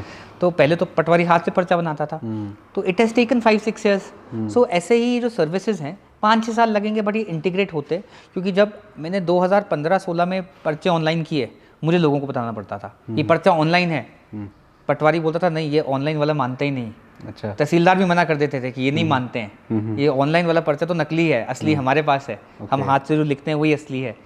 ठीक है, तो आज कोई ये सवाल का आंसर नहीं देता, सवाल नहीं उठाता, है ना, क्योंकि अब ये मान गए कि नहीं ऑनलाइन डिजिटली साइंड है, उसमें लिखा होता है इट्स अ कॉपी फ्रॉम लोकमित्र केंद्र, लोकमित्र केंद्र का नीचे कोड होता है जी। तो वैसे ये जो सारी सर्विसेज हमने करी हैं, समय लगेगा, देखिए हर चीज़ को अडॉप्शन में एब्जॉर्ब करते लोगों को समझ आते समय लगता है, बट एक समय आ जाएगा कि ये। मैं आपसे एक चीज़ पूछना चाहूँगा कि हम मान लेते हैं कि शहरों तक यदि हम डिजिटल योजनाओं की बात करें वो पहुंच जाती है, क्या आपके पास कुछ ऐसा भी डाटा है या ऐसा भी फीडबैक है कि आप इन सर्विसेज को गांव तक पहुंचा पा रहे हैं? मनोज जी, जो आपका सवाल है ये पुराने मेरे इसका जो लोकमित्र केंद्र है ये हर गांव में है जी, क्योंकि देखिए गांव में क्या है, डिजिटल लिटरेसी थोड़ी कम है, मैं नहीं कहूँगा बहुत कम है, वहाँ भी हर आदमी ऐप यूज़ कर रहा है, फ़ोन यूज़ कर रहा है। हर गांव में हमारे पास नेटवर्क है लोकमित्र केंद्र का, और जो लोकमित्र केंद्र संचालक है वो टेक सेवी आदमी है, तभी वो कंप्यूटर पे रेलवे बुकिंग कर रहा है, बहुत कुछ कर लेता है वो और भी, तो उसके माध्यम से हम ये पहुंचाना चाहते हैं। And that is why from next month हम ज़िला मंडी में, ज़िला कांगड़ा में, ज़िला चंबा में वी आर होल्डिंग वर्कशॉप्स। पहले हम जनता को उसमें नहीं बुला रहे, हम लोकमित्र केंद्र को बुला रहे हैं, उनको हर एक सर्विसेज की ये कैसे यूज़ करनी है, ये तुम्हारा अकाउंट है ना, तो ऐसी ऐसी जो सर्विसेज हैं वो एसएसओ के जरिए, एसएसओ क्या है, it is a single sign on. आपका अगर एसएसओ में अकाउंट नहीं है, हमारे पास 400 सर्विसेज हैं, 400 लाख डिपार्टमेंट्स हैं, हर के लिए आप यूज़र नेम पासवर्ड बनाओगे तो याद नहीं रख पाओगे, तो हिमाचल प्रदेश की सारी सर्विसेज में एसएसओ लागू किया गया है, that is single sign on. एक ही साइन ऑन से सारी सर्विसेज लिंक्ड हैं, तो थ्रू एसएसओ जो आप हिम परिवार में साइन इन करेंगे वही आप अपने पर्चे पे साइन इन करेंगे, वही आप अपने बर्थ सर्टिफिकेट में, बोनाफाइड में साइन इन, एक यूजर नेम और आईडी से सारी सर्विसेज को use, so it is called SSO, single sign on service. तो ये जो है ये इसी पिछले साल से ही लागू की गई है, और अब सब लोग एसएसओ के जरिए लॉग इन कर रहे हैं। अफसरों को बहुत अच्छा हो गया है, नहीं तो वो भी जब ऑनलाइन फाइल क्लियर करते थे, यार ये डिपार्टमेंट, मैं अगर सेक्रेटरी हूँ किसी डिपार्टमेंट का, मेरे पास 6 डिपार्टमेंट है जी, हर एक डिपार्टमेंट का लॉग इन अलग होता था, अब एक है, उसको राइट्स दिए जा रहे हैं सिस्टम में कि ये इसके पास इसका अप्रूवल है, तो वो एसएसओ के जरिए सारा काम कर रहा है। लोकमित्र केंद्र वाले भी बहुत खुश हैं कि सर नहीं तो रूरल डेवलपमेंट की वेबसाइट का अलग पासवर्ड था, एनआईसी में अलग पासवर्ड था, ट्रांसपोर्ट का अलग पासवर्ड था, एग्रीकल्चर का अलग पासवर्ड था, तो वो पासवर्ड ही याद करते करते अब जैसे आप फेसबुक का रखते हैं, जब अब जैसे फेसबुक और इंस्टाग्राम में क्या आप एक जगह लॉग इन करते हैं, सब जगह log in to apps, you know, so we got the idea from there and we have implemented it, single sign on. Okay, जब हम डिजिटलाइजेशन की बात करते हैं, ई गवर्नेंस की बात करते हैं, तो ये बात कही जाती है कि इससे भ्रष्टाचार कम होता है, तो क्या सही मायनों में भ्रष्टाचार कम होता है या मतलब सिर्फ डिजिटल फाइलें बढ़ती जाती है, इस तरह की चीज़ें? मैं आपको एक सवाल पूछता हूँ, देखिए पहले आपने पर्चा निकाला होगा, आप पर्चे के कितने पैसे देते थे? 100, 200, 500, बिल्कुल, और जो फीस थी पहले भी 25 रुपया थी, आज भी 25 रुपया है। अब आप लोकमित्र केंद्र में जाते हैं तो मुझे 2 कंप्लेंट्स आई कि लोकमित्र केंद्र वाले भी 100 रुपये ले लेते हैं, बट आप तो प्रिंटिंग कॉस्ट, अब हम इस बार से अनिवार्य करेंगे कि आप पर्चा निकालने की प्रिंटिंग कॉस्ट 10 रुपये है, तो आप वो सारी वहाँ रखिए। 10 पर्चे 10 पेज हैं, तो एक बार की ट्रांजैक्शन कॉस्ट है उसको निकालने की, और एक हर पेज की कॉस्ट है, तो आपके पास तो सबसे बड़ा एग्जाम्पल यही है। अब जैसे बिजली के बिल हैं, आप कैसे बिजली का बिल देते हैं? ऑनलाइन देते हैं। ये भी मुझे खुशी होती है बताते हुए कि ये मेरे द्वारा ही ऑनलाइन कराया गया। पहले मुझे याद है ऐसे लोग होते थे कि लाइन तोड़ दो यार, 20 रुपये 25 रुपये इसके हाथ में दे दो, ये आगे कर देगा पीछे कर देगा, और मेरे ही साथ कितने युवा हैं, आप भी जब बचपन में होंगे घर वाले एक दे देते थे, जाओ बिजली का बिल जमा करा के आओ, है ना, तो इससे ट्रांसपेरेंसी आई, प्रोडक्टिविटी बढ़ी, है ना, बिजली का बिल क्यों ना हम ये करें ऑनलाइन दे पाएँ। तो आज बिजली विभाग भी बोलता है 70-75% ऑनलाइन बिल आते हैं, जो ऑनलाइन खुद अपने क्रेडिट कार्ड, डेबिट कार्ड से या गूगल पे से नहीं दे पा रहा है, वो लोकमित्र केंद्र के जरिए दे रहा है। तो ये तो छोटी छोटी, आप अपने रोजमर्रा के जीवन में पूछेंगे कि डिजिटलाइजेशन आने से ये बढ़ा है कि घटा है? नहीं, वो ठीक है, मैं सरकारी लेवल पर पूछना चाह रहा हूँ सर, सरकारी लेवल पर देखिए क्या घटा है या? देखिए जो भ्रष्टाचार है, फाइलें पेंडिंग पड़ी रहे, जो भ्रष्टाचार जो है वो करता कौन है? करते तभी हैं जब सिटीजन को सर्विस चाहिए, उसको जल्दी सर्विस चाहिए, तो उसलिए जो भी अधिकारी वहाँ बैठा है या क्लर्क वहाँ बैठा है वो जल्दी सर्विस करने के लिए या लटकाने के लिए पैसे मांगेगा। जब उसके हाथ में वो चीज़ रही नहीं जा रही है, आप ऑनलाइन जाके वो कर ले रहे हो, तो आप भ्रष्टाचार तो रोकोगे ही। और जैसे मान लो किसी के पास फाइल पेंडिंग है, अब मान लो एक तहसीलदार का एग्जांपल लेता हूँ, अगर उसके पास 10 आपके सर्टिफिकेट्स पेंडिंग है तो आपको दिखाएगा पेंडिंग है तहसीलदार, आप जाके सर आपने साइन ही नहीं किए, है ना। नहीं तो फिर अब क्या है, पहले तो होता था कि आपने ये नाम गलत लिखा, ये एफिडेविट गलत है, ये ऐसा है वो ऐसा है, 10 कमियाँ हैं। अब तो आप ऑनलाइन जाके अप्लाई कर रहे हो, तो जो पर्टिकुलर फॉर्मेट दिया है उसी में आप अप्लाई कर रहे हो। तो मैं एग्जाम्पल दे रहा हूँ, not that I am saying कि तहसीलदार कोई करप्ट है, बट मैं एक एग्जाम्पल दे रहा हूँ कि इससे तो ऑफकोर्स जहाँ पे आप इंटरफेस कम करेंगे, जितने चीज़ों का work process work flow define करेंगे, स्ट्रीमलाइन करेंगे, तो भ्रष्टाचार कम होगा ही होगा। ओके, मैं थोड़ा सा यहाँ पर शिफ्ट लेना चाहूँगा हल्का सा। क्या आप कुछ प्राइवेट प्लेयर्स को भी हायर करते हैं, या मतलब किस तरीके से मुश्किलें होती हैं? स्किल गैप बहुत बड़ा है, और मैं आपको बताऊं कि जो सारी सर्विसेज बनाई गई हैं, ये हमारे पास आईटी डिपार्टमेंट में 15-16 इंजीनियर हैं जो मोस्टली आउटसोर्स पे हैं बेचारे, वही ये डेवलप कर रहे हैं। सो ये जो सारी स्कीमें बनी हैं, चाहे मैं अभी आपको एसएसओ की बात, ये सब इन हाउस एप्लीकेशंस है, एवरीथिंग इज इन हाउस। सो यही बेचारे जो डिपार्टमेंट है, वो तो मैं बोलूँगा कि किसी कॉर्पोरेट से भी 3x प्रोडक्टिविटी निकाल रहे हैं जी, क्योंकि उनको काम मिल रहा है, कर रहे हैं। आप कभी, मैं बोलता हूँ आईटी भवन 7 बजे जाइए, तब भी आपको 3-4, क्योंकि वो जो बच्चे काम कर रहे हैं वो जुनूनी भी हैं, है ना, वो लगे रहते हैं, जिसे हम अंग्रेजी भाषा में गीक कहते हैं। तो हमारे पास ऐसे 10-12 गीक टाइप लोग हैं, है ना, जो लगे रहते हैं, जिन्हें लगता है कि यार इससे अच्छा मिल रहा है। Skill gap on the ground is big. I have requested कि जैसे हर तहसील है, हर एक तहसील में आपको एक आईटी का आदमी चाहिए, वो is the IT manager in that tehsil. और आने वाले समय में हमें ये करना पड़ेगा। अभी JOIT होता है, बट अभी JOIT जो लग रहा है वो डिपार्टमेंट से लग रहा है कि ये मैं तो हूँ रूरल डेवलपमेंट का, मैं हूँ अर्बन डेवलपमेंट का, मैं रेवेन्यू का काम नहीं करूँगा। तो मैंने सजेस्ट भी किया है, और सरकार इसे आई थिंक अमली जामा पहना देगी कि हर एक तहसील में, हर एक सब डिवीज़न में एक आईटी का जो आदमी है, जो आपको कोई भी आईटी की प्रॉब्लम आए, कभी तहसील में सॉफ्टवेयर डाउन है जी, सॉफ्टवेयर डाउन है भी नहीं है, बहुत बार आता है जी आपका रजिस्ट्री का सर्वर ही डाउन है, मैं पता करता हूँ नहीं सर सर्वर तो चल रहा है, तो वहाँ पे हिमस्वान की कनेक्टिविटी में वहाँ कोई प्रॉब्लम आती है, उनके सिस्टम में कोई एरर आता है। तो वो जो लोग सिस्टम में बैठे हैं उनको इतनी नॉलेज नहीं है। तो इसके लिए हमें आने वाले समय में हर एक जगह एक आईटी का चाहे आप एक्सपर्ट देना पड़ेगा, है ना, और गवर्नमेंट को ये स्किल सेट को भी हायर करना पड़ेगा।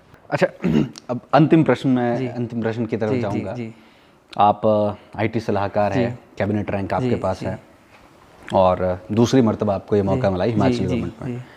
इन 3 सालों में 3 बड़े काम कोई बताइए जो आपने अपने नेतृत्व में किए हुए, कोई 3 बड़े काम जो आपको लगता है कि इससे मुझे सेटिस्फेक्शन मिलती है। देखिए, सबसे बड़ा काम तो जो है, मैंने ये जो 2 STPIs हैं, है ना, और मैं मनोज जी आपको भी चाहूँगा, क्योंकि आपके ये जो बने हैं जी, आप मानेंगे नहीं, जिस दिन मैं STPI चैतुड़ गया, स्टेट के IAS IPS HS अफसरों का शाम को मुझे फ़ोन आया कि गोकुल जी ऐसी बिल्डिंग हिमाचल में नहीं देखी हमने, है ना। ये मैं अपने मुंह से नहीं बोल रहा हूँ, आप अपने जो वीडियो जर्नलिस्ट हैं, मैं रिक्वेस्ट करूँगा कि एक बार धर्मशाला जाकर उसका शूट करिए ज़रूर। इट इज़, अगर बेटर नहीं तो as par as your corporate office, है ना, ऐसा दफ्तर जो है वो बना है।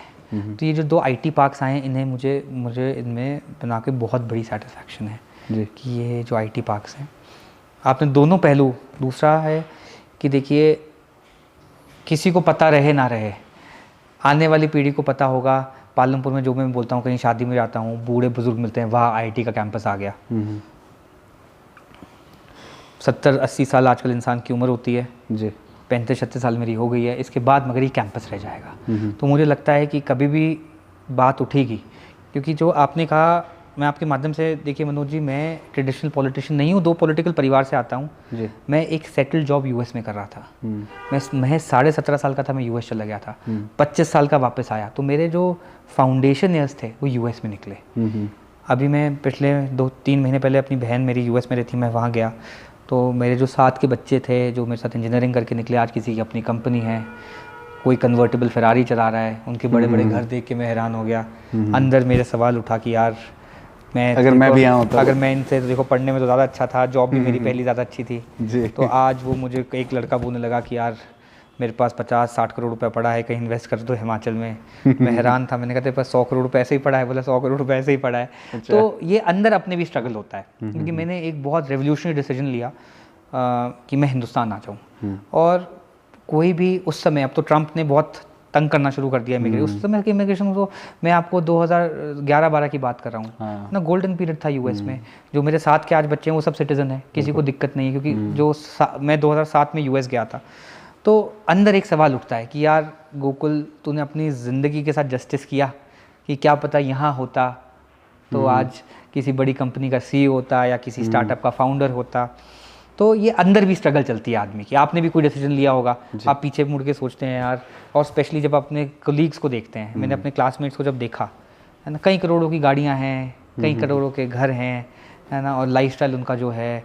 एक मेरा दोस्त मिला, उसने बोला कि मैंने 2 साल से बस मैं जब हिंदुस्तान आता हूँ तो मैं एयरलाइन में आता हूँ, प्राइवेट इसमें, जैसे जो आपके कैरियर्स हैं एयर इंडिया वगैरह, बाकी मैंने छोड़ दिया। मैंने कहा तो बाकी क्या करता है? बाकी प्राइवेट फ्लाई करता हूँ, जेट फ्लाई करता हूँ। तेरा अपना जेट है? नहीं, कंपनी से रेंट पे लेके करते हैं। तो मैं सोच रहा था कि देखो यार इसकी क्या किस्मत है कि वो कहता नहीं मैं कोलोराडो जाता हूँ, यहाँ जाता हूँ तो प्राइवेट जेट में जाता हूँ। तो मेरे साथ ही पढ़ा है और मुझे पता था कि कॉलेज में मैं उससे बेहतर था, मैं प्रेसिडेंट भी रहा, पढ़ाई में भी अच्छा था। तो मुझे अंदर से भी होता है कि तो ये जो IIT कैंपस भी है, इससे मुझे बहुत एक अंदर से सेटिस्फैक्शन है कि कल को चलो मैं इंडिया आया तो मेरे भी तो जस्टिफिकेशन है। मैं उनको बोलता हूँ अरे तुम IIT ला सकते हो अपने शहर में, मैं लेके आया। तो ये मैं कभी कभी हंसते हैं, वो मेरे पे हंसते हैं, यार क्या करता रहता है इंडिया में गोकुल, यहाँ आ जाओ वापस। तो मैं उनको बोलता हूँ तुम IIT ला पाओगे अपने गाँव में, है ना। तो वो एक सेटिस्फैक्शन मन में अलग लेवल की है ना। हाँ, तो वो अंदर से संतुष्टि जो है, ये 2 हैं। और थर्ड, ये जो हमारा E-गवर्नेंस में और जो हमारी E-सर्विसेज ऑनलाइन हो रही हैं, इस पे जो हम कार्य कर पाए हैं और जितना इसका यूजेज बढ़ पाएगा, मुझे लगता है ये, चाहे वो, अब मैं छोटे छोटे बात नहीं बोल सकता, चाहे वो ड्राइवर लाइसेंस लर्नर्स ऑनलाइन हुआ है, चाहे वो हमारे ये जो बोनाफाइड हुए हैं ऑनलाइन, चाहे हमारे death certificate, birth certificate online हुए हैं, चाहे हिम परिवार है, चाहे SSO है, ऐसे बहुत से प्रोजेक्ट्स हैं। बट ये E-गवर्नेंस का भी जो पार्ट है, क्योंकि मुझे लगता है कि एंड में आदमी को ये खुद भी देखना चाहिए कि जो आप पोस्ट होल्ड कर रहे हैं उसको आप जस्टिफाई कर रहे हो कि नहीं कर रहे हो, कि ऐसे ही समय व्यतीत कर रहे हो, उससे आप अपना समय भी बर्बाद कर रहे हो, सरकार का भी कर रहे हो, जनता का भी कर रहे हो। तो ये एक सेटिस्फैक्शन, ये जो 3 बातों पे हमने आई थिंक इस इंटरव्यू में सारे ही कवर किए, तो इससे एक बहुत बड़ी सेटिस्फैक्शन है। अपने आप को कितने अंक देते हैं आप 10 में से? देखिए मैं कोई अंक देने वाला वैसे ही मतलब आपको, देखिए मैं अपने आप को अंक, अगर मैं फ्रैंकली आपको बताऊं, जिस दिन मैं अपने आप को 10 में से 7 या 8 अंक से कम दूंगा ना, मैं सरकार से रिज़ाइन कर दूंगा। क्योंकि मेरा भी, देखिए लोगों को लगता है कि यार मेरा भी ये, चाहे मुझे कोई बिज़नेस खड़ा करना है मनोज जी, चाहे मुझे कुछ अपनी लाइफ में और करना है, 2 साल का भी मेरा बेटा है, कहीं अभी 2 हफ्ते हो गए उससे मिला नहीं हूँ क्योंकि सरकारी कार्यक्रम में इतना बिजी रहा हूँ। अभी कल ही मैंने अपनी वाइफ से आग्रह किया कि उसे चंडीगढ़ लिया, पालमपुर बार बार जाना मुश्किल नहीं है, मुश्किल है। बिहार चुनाव थे उसमें थोड़ा इन्वॉल्व था, थोड़ा सेक्रेटेरिएट में बहुत इन्वॉल्वमेंट्स थी, तो ये पर्सनल लाइफ में भी बहुत बड़ा टोल देता है। तो एट व्हाट कॉस्ट, आप समझ रहे हैं कि क्या कॉस्ट है इसकी? अगर आप अपने परिवार के साथ ही नहीं रह पा रहे हो, क्योंकि मेरी वाइफ भी अपना, शी इज़ ऑल्सो वर्किंग, तो हाउस वाइफ होती तो वो मूव कर रही थी, उसका अपना काम चल रहा है। सो ये बहुत पर्सनल रूप में भी एक सैक्रिफाइस है। तो जिस दिन मुझे लगेगा कि जस्टिफिकेशन नहीं हो रही है, या ऑन द अदर हैंड मुझे लगेगा कि अब यार ये इतना काम मैं कर सकता था, अब इसके बाद मैं प्रोजेक्ट्स नहीं कर सकता, मैं आपके चैनल में बोलता हूँ कि मैं खुद स्वेच्छा से कुछ और काम करना शुरू कर दूंगा, चाहे वो सरकार में करूँ, चाहे वो पार्टी में करूँ, चाहे मैं अपना पर्सनल काम करूँ। कॉस्ट से मुझे याद आया जी, किस्सा सुनने को मिला जी कि आप 1 रुपया लेते हैं अपनी सैलरी का, जी, और घर का रेंट भी आप खुद ही देते हैं जो आपको मिलता है, मतलब वैसे तो सरकार की तरफ से मिलता है, गाड़ी का भी खुद ही देते हैं, आपका जो स्टाफ है उनका TADA भी आप ही देते हैं जी। क्या ये मतलब ऐसा क्रांतिकारी फैसला क्यों? मतलब देखिए जब बढ़िया 3-3.5 लाख सैलरी, जी ऐसा है, बिल्कुल आपकी बात सही है। कैबिनेट रैंक है आपके पास। जब सरकार बनी, देखिए एक सैलरी आना शुरू हुई, पहले मैंने बोला कि मैं सैलरी नहीं लूँगा CM साहब को, पर मैं CM साहब को बोल के बात रुक गई।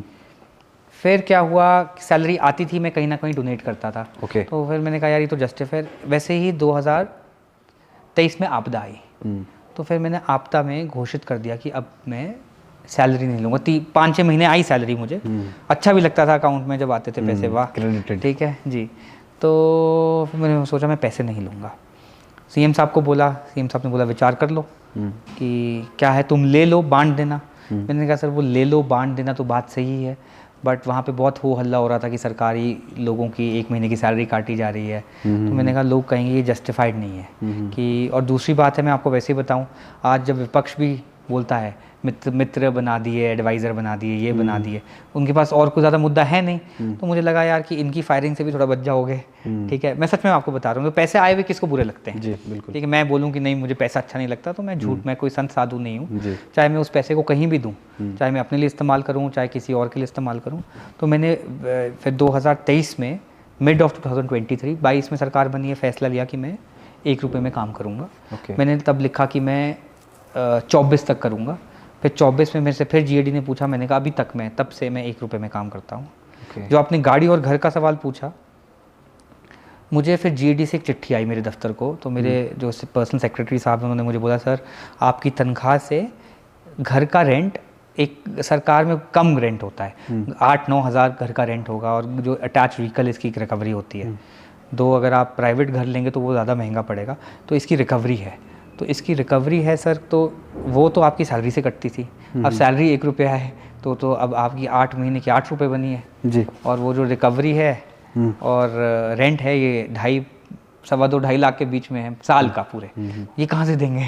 तो वो अपनी जेब से? नहीं, तो उन्होंने बोला कि आप चिट्ठी लिखो एक कि मुझे ये जो पैसा है ये जीएडी दे दे, जो सरकारी डिपार्टमेंट में। मैंने सोचा अच्छा, रात को मैं सोचने लगा यार एक तरफ से सैलरी छोड़ दी है, अब मैं घर गाड़ी के पैसे मांगूँ तो सही नहीं लगेगा। मैंने फैसला लिया। मेरा ऑफिस बहुत परेशान हुआ इसमें कि सर ये तो बहुत ही बड़ी बेवकूफ़ी है कि आप घर और गाड़ी का भी जो अटैच व्हीकल का जो रेंट है वो जेब से देंगे। मैंने फैसला लिया कि जब लाखों रुपया छोड़ दिया तो अब 2-2.5 लाख के पीछे चिक चिक करने का फ़ायदा नहीं, तो वो भी मैं अपनी जेब से देता हूँ। और जो आपने बात कही, क्योंकि मैं नहीं लेता, अगर मैं किसी सरकारी कार्यक्रम के लिए दिल्ली भी जा रहा हूँ तो मेरे साथ मेरा स्टाफ है, मेरे पीएसओ हैं, मेरे पीएस है, जाते हैं, हिमाचल भवन में रहते हैं, तो इनको रीइंबर्समेंट का एक प्रोसीजर होता है। इनको 1500 रुपये मिलेंगे, तो वो भी मैं रीइंबर्स करता हूँ। जो मेरा पर्सनल पालमपुर में दफ्तर है, आप वहाँ बिल दे दो, सरकार के खजाने के बजाय वहाँ से रीइंबर्समेंट आप अपने खजाने से दे देते हैं। देखिए मैं आपको बताऊँ मनोज जी कि आई एम लकी कि मैं एक ऐसे परिवार में भी। दूसरी बात है कि मैं एक एंटरप्रेन्योर हूँ, मेरा अपना होटल है, और मैं बहुत गर्व से कहता हूँ कि अब जैसे मेरी एक चेन है जहाँ मैं लोगों के होटल भी मैनेज, धर्मशाला में मेरा होटल नहीं है, हमारी चेन उस होटल को मैनेज करती है। तो भगवान ने मुझे अच्छा दिमाग दिया, अच्छी सोच दी है, तो मैं उस एक्सपोजर को यूज़ करके I am able to make not a lot of money, able money, कि मैं अपने परिवार का गुजारा कर लूँ। तो अगर पैसे ही कमाने होते तो आपके चैनल में मैं पहली बार बोल रहा हूँ, मैं जब 24 साल में छोड़ के आया हूँ यूएस से, मेरी करोड़ों में सैलरी थी। आज मेरे पास सैलरी स्लिप पड़ी है, लाखों में नहीं थी, करोड़ों में सैलरी थी। तो अगर वहाँ पे मैं खर्चा बचा भी लेता था, कि जितना खर्चा खुला करता था, बहुत महंगे अपार्टमेंट में रहता था, मेरे पास कन्वर्टेबल गाड़ी थी, तब भी मेरे पास कई लाखों रुपए ऐसे ही बच जाते थे, क्योंकि समझ नहीं आता था पैसे कहाँ खर्च करो। तो अगर पैसा कमाना होता तो मैं वो देश छोड़ के नहीं आता। उस देश से बेहतर आज मैं जैसा आपको बोल रहा हूँ, मेरे दोस्त मुझे फ़ोन करते हैं कि भैया 50 करोड़ रुपए कहीं लगा दे, तो मैं बोलता हूँ 50 करोड़, तो आप समझ लीजिए कि किस टाइप की, क्योंकि वहाँ जो एक बेसिक इंजीनियर है ना, जो अच्छा इंजीनियर है, जिसका अच्छा है, वो $1 मिलियन 8 करोड़ रुपए कमाता है। खर्चे भी वहाँ ज़्यादा ये नहीं है, तो 4 करोड़ खर्च भी देगा तो 4 करोड़ तो जमा हो रहे हैं। तो हिंदुस्तान में तो जो तमाम उम्र भी जॉब करेगा उसके 4 करोड़ नहीं बचते। तो पैसा जो था वो कभी भी एक मोटिवेशन नहीं रहा, है ना। और क्योंकि मैं एक ऐसे परिवार में पैदा हुआ जहाँ पे पैसा कमाने की स्ट्रगल नहीं थी। दो हम कोई अंबानी या टाटा जैसे रिच नहीं है, बट ठीक है, हर रोज़ की जो चीज़ें थी वो दे वर टेकन केयर ऑफ। तो वो जब बचपन में ही आप वो सब देख लो तो आपको वो लालच नहीं रह जाता कि मैं यहाँ भी प्रॉपर्टी खरीद लूँ, यहाँ भी प्रॉपर्टी खरीद लूँ। मैं बहुत लोगों से बोलता हूँ कि वो बोलते हैं आपके पास तो इतनी प्रॉपर्टी है। मैं कहता हूँ कि राजनीति में आने से पहले, चाहे वो आशीष जी हैं, चाहे मेरे दादाजी रहे हैं, हर 5 साल बाद आप प्रॉपर्टी का आंकलन करेंगे तो प्रॉपर्टी कम ही हो रही है, ज़्यादा नहीं हो रही है ना। तो हमारी जो प्रॉपर्टी 1950 में थी, आज उससे आधी भी रह गई होगी। ऐसा भी सुनने में आता है कि आप लोगों को दे भी देते हैं कुछ, पता नहीं कितनी सच्चाई है इस बात में। ये प्रॉपर्टी तो नहीं देते हैं, पहले दी है बुजुर्गों ने। हाँ, बुजुर्गों ने बहुत, जो पालमपुर का हॉस्पिटल है, चाहे वो थाना है, बहुत ऐसी जगहें हमारे बगीचों से रोड निकली है, तो उससे मेरी परिवार ने कभी कॉम्पनसेशन नहीं ली। अभी मैं आपको आज बता रहा हूँ कि पालमपुर में DFD है हमारी, एक माननीय मुकेश अग्निहोत्री जी और हमारे जो विधायक जी हैं वो एक स्कीम लेके आए जहाँ पे वो पालमपुर में सीवरेज का कार्य कर रहे हैं। फ्रेंच फंड है। तो मुझे अभी XCN का फ़ोन आया था, IPH का, कि सर वहाँ पे पाइपें तो आपके बगीचे से जा ही रही हैं, उसकी कॉम्पनसेशन हम नहीं दे रहे हैं, बट हमने एक यूनिट बनाना है, फिल्ट्रेशन यूनिट, उसमें 1 कनाल जगह जाएगी, तो जो सर्कल रेट के हिसाब से आपको पैसे मिल जाएंगे। मैंने यार कहा, जब हमारे फोरफादर्स ने नहीं लिए तो हमारे, क्योंकि हमने कोई लैंड तो खुद नहीं कमाई है, वो मेरे को भी उनसे या मेरे पिताजी को भी उनसे ही आई है, तो वो ऊपर से बैठ के सोचेंगे कि हमने जब पैसे नहीं लिए तो ये क्यों ले रहे हैं। तो वो भी लैंड हमने मतलब आपके माध्यम से मैं बताना चाहूँगा कि we don't publicise it but we gave the land away. और मैं आपकी इससे एक और आज बताना चाहूँगा, जब ये जो शांता कुमार जी का VMRT है अपोलो बनना था, तो शांता जी ने मुझे बताया, खुद शांता जी बहुत जगह बोलते हैं कि मेरे ग्रैंडफादर ने 1994 में, आज उस समय का 2 लाख रुपए आज के आप कितने मुकाबले मानते हैं 94 का? उस समय के 2 करोड़, आज का चलो 2 करोड़ नहीं होगा तो कम से कम 1 करोड़ है ना, इतना होगा। 90 में 2 लाख बहुत होता था। बिल्कुल। तो 90 में शांता जी मुझे बताया कि जब वो पालमपुर में ये VMRT विवेकानंद हॉस्पिटल, क्योंकि पहले था अपोलो आएगा, तो उन्हें लोगों से चंदा इकट्ठा करना शुरू हुआ। और उन्होंने कहा कि पार्टी ने बहुत ज़्यादा विरोध किया कि क्योंकि ऑफ कोर्स भाजपा करी थी तो कांग्रेस ने विरोध किया होगा। तो वो कहते हैं कि one of the first 5 donors आपके ग्रैंडफादर थे। और 2 लाख रुपया 1994 में उन्होंने शांता जी को दिया। उन्होंने बोला कि यार कि छोड़ो, हमारे प्रदेश में अगर कोई बड़ा हॉस्पिटल बनता है तो ये बनना चाहिए। और वो कहते हैं कि जिस दिन शत्रुघ्न सिन्हा या कोई भारत सरकार के मंत्री जब आए तो कहते सबसे पहले मैंने कहा कि ये देखो, ये पूर्व विधायक हैं, पूर्व कांग्रेस के अध्यक्ष हैं हिमाचल के, बट इन्होंने तो ये जो सोच है मुझे लगता है ये हमें रखनी चाहिए। कोई भी अच्छा, जैसे मैं अनुराग जी के लिए कह रहा हूँ, जो अच्छा उन्होंने काम किया, चाहे वो स्टेडियम है, लोग कहते हैं चलो जी जो HPCA बना है, फॉरेस्ट लैंड थी जो था, एंड रिजल्ट जो है जब वहाँ मैच होता है तो लोगों को इनकम आती है, व्यापार बढ़ता है, तो we should praise that initiative, you know. तो इसमें कोई दो राय नहीं है। मैं तो कहता हूँ जो अच्छा काम, मैं तो एयरपोर्ट के लिए इसलिए बोल रहा हूँ क्योंकि अगर हिमाचल के नेता हैं, फॉरवर्ड लुकिंग है, तो आप एयरपोर्ट के लिए हमारी हेल्प कीजिए। आप खुद एयरपोर्ट को यूज़ करते हैं। तो यही बात जो आप लैंड के बारे में कह रहे हैं, तो हमारे पूर्वजों ने एक बहुत हाई स्टैंडर्ड सेट किया है। और मुझे लगता है कि अब एक गर्ल्स कॉलेज है, मैं आपको बताऊं, हमारी एक फैमिली गर्ल्स कॉलेज चलाती है, उसका नाम है कन्हैया लाल बुटेल, जो मेरे ग्रेट ग्रैंडफादर थे उनके नाम पे। जब मेरी जॉब लगी US में, मेरे ग्रैंडफादर की डेथ हुई 2006 में, मेरी जॉब लगी 2011 में। तो उनका कहना था कि जब तेरी जॉब लगेगी कुछ जॉब का पैसा लड़कियों को पढ़ाने का देना। तो आज 1960 से वो कॉलेज चल रहा है। मेरी फैमिली को कुछ नहीं आता, उसे हम देते हैं। It's a trust. अभी बहुत चीप एजुकेशन है। आप कांगड़ा जिला में देखेंगे तो बहुत लड़कियां KLB से पढ़ी हैं, MBA कोर्सेज़ हैं, BEd कोर्सेज़ हैं। और अब टाइम के साथ साथ तो 1960 में हमारे पूर्वजों का एक विजन था कि ओनली गर्ल्स कॉलेज खोला जाए, क्योंकि लोग हिचकते थे कि यार लड़कियों को लड़कों के साथ, जी KLB कॉलेज 8-10 साल तो आपका कोई कंपटीशन वहाँ हुआ होगा पक्का, है ना। तो वहाँ का तो वो KLB कॉलेज है। तो ऐसे है कि हमारे पूर्वज भी सोच सकते थे यार कि प्राइवेट ही कॉलेज खोल दें, कि क्यों ट्रस्ट का खोलें। और ट्रस्ट, लोग तो ट्रस्ट में बहुत चलाते हैं, बट इट्स वहाँ पे आप खुद भी गए हैं तो आप देखेंगे वहाँ गरीब बच्चा पढ़ता है, क्योंकि जो उसकी फ़ीस है वो जो डिग्री कॉलेज है सरकारी उससे भी कम है, है ना। तो नहीं तो आज की सोच में कोई कॉलेज खोलेगा तो हम कभी कभी जब मुझे भी लगता है यार कि, तो मुझे लगता है कि नहीं, अगर वो जैसे आपको लैंड की बात कही, तो मुझे लगता है कि मेरे पूर्वज भी तो कॉम्पनसेशन ले सकते थे। तो उन्होंने एक हाई स्टैंडर्ड फिक्स किया है, तो हमें भी उस जो है ना, हमें भी मुझे लगता है वो फॉलो करना चाहिए। क्या बात है, बहुत ही गजब की सोच है। मतलब आप ये कह सकते हैं कि फॉरवर्ड वाली सोच तो है ही, लेकिन जो रूट्स वाली सोच होती है वो भी आप में बरकरार है। और पहली बार इतना डिटेल्ड आज आपके साथ बात करने का मौका मिला, और पॉडकास्ट था, बातचीत का समय था, काफ़ी मज़ा आया। बहुत सारी चीज़ें आपसे हमें सीखने को मिली। आपने अपना कीमती समय हमारे साथ साझा किया, आपका बहुत बहुत धन्यवाद गोकुल बुटेल। Thank you. तो आज हमारे साथ हिमाचल प्रदेश के एक डायनामिक लीडर, एक डायनामिक सोच मैं कहना चाहूँगा, मौजूद थी गोकुल बुटेल जी, जो कि कैबिनेट रैंक इनके पास है, principal adviser to CM, digital technology, innovation और गवर्नेंस इनके पास महकमे दिए हुए हैं, जिसमें ये महत्वपूर्ण भूमिकाएं निभा रहे हैं। और बहुत सारे इनिशिएटिव्स इनके द्वारा लिए गए हैं, और कुछ एक पूरे भी हो गए और कुछ धीरे धीरे पूरे भी होंगे। आज हमने इनसे बातचीत करी, बेहद अच्छा लगा। आप भी इस पूरे पॉडकास्ट को सुनिए और ज्ञानवर्धक बातें इनसे सीखिए। देखते रहिए life times TV for truest reporting. धन्यवाद। जय हिंद, जय भारत, जय हिमाचल।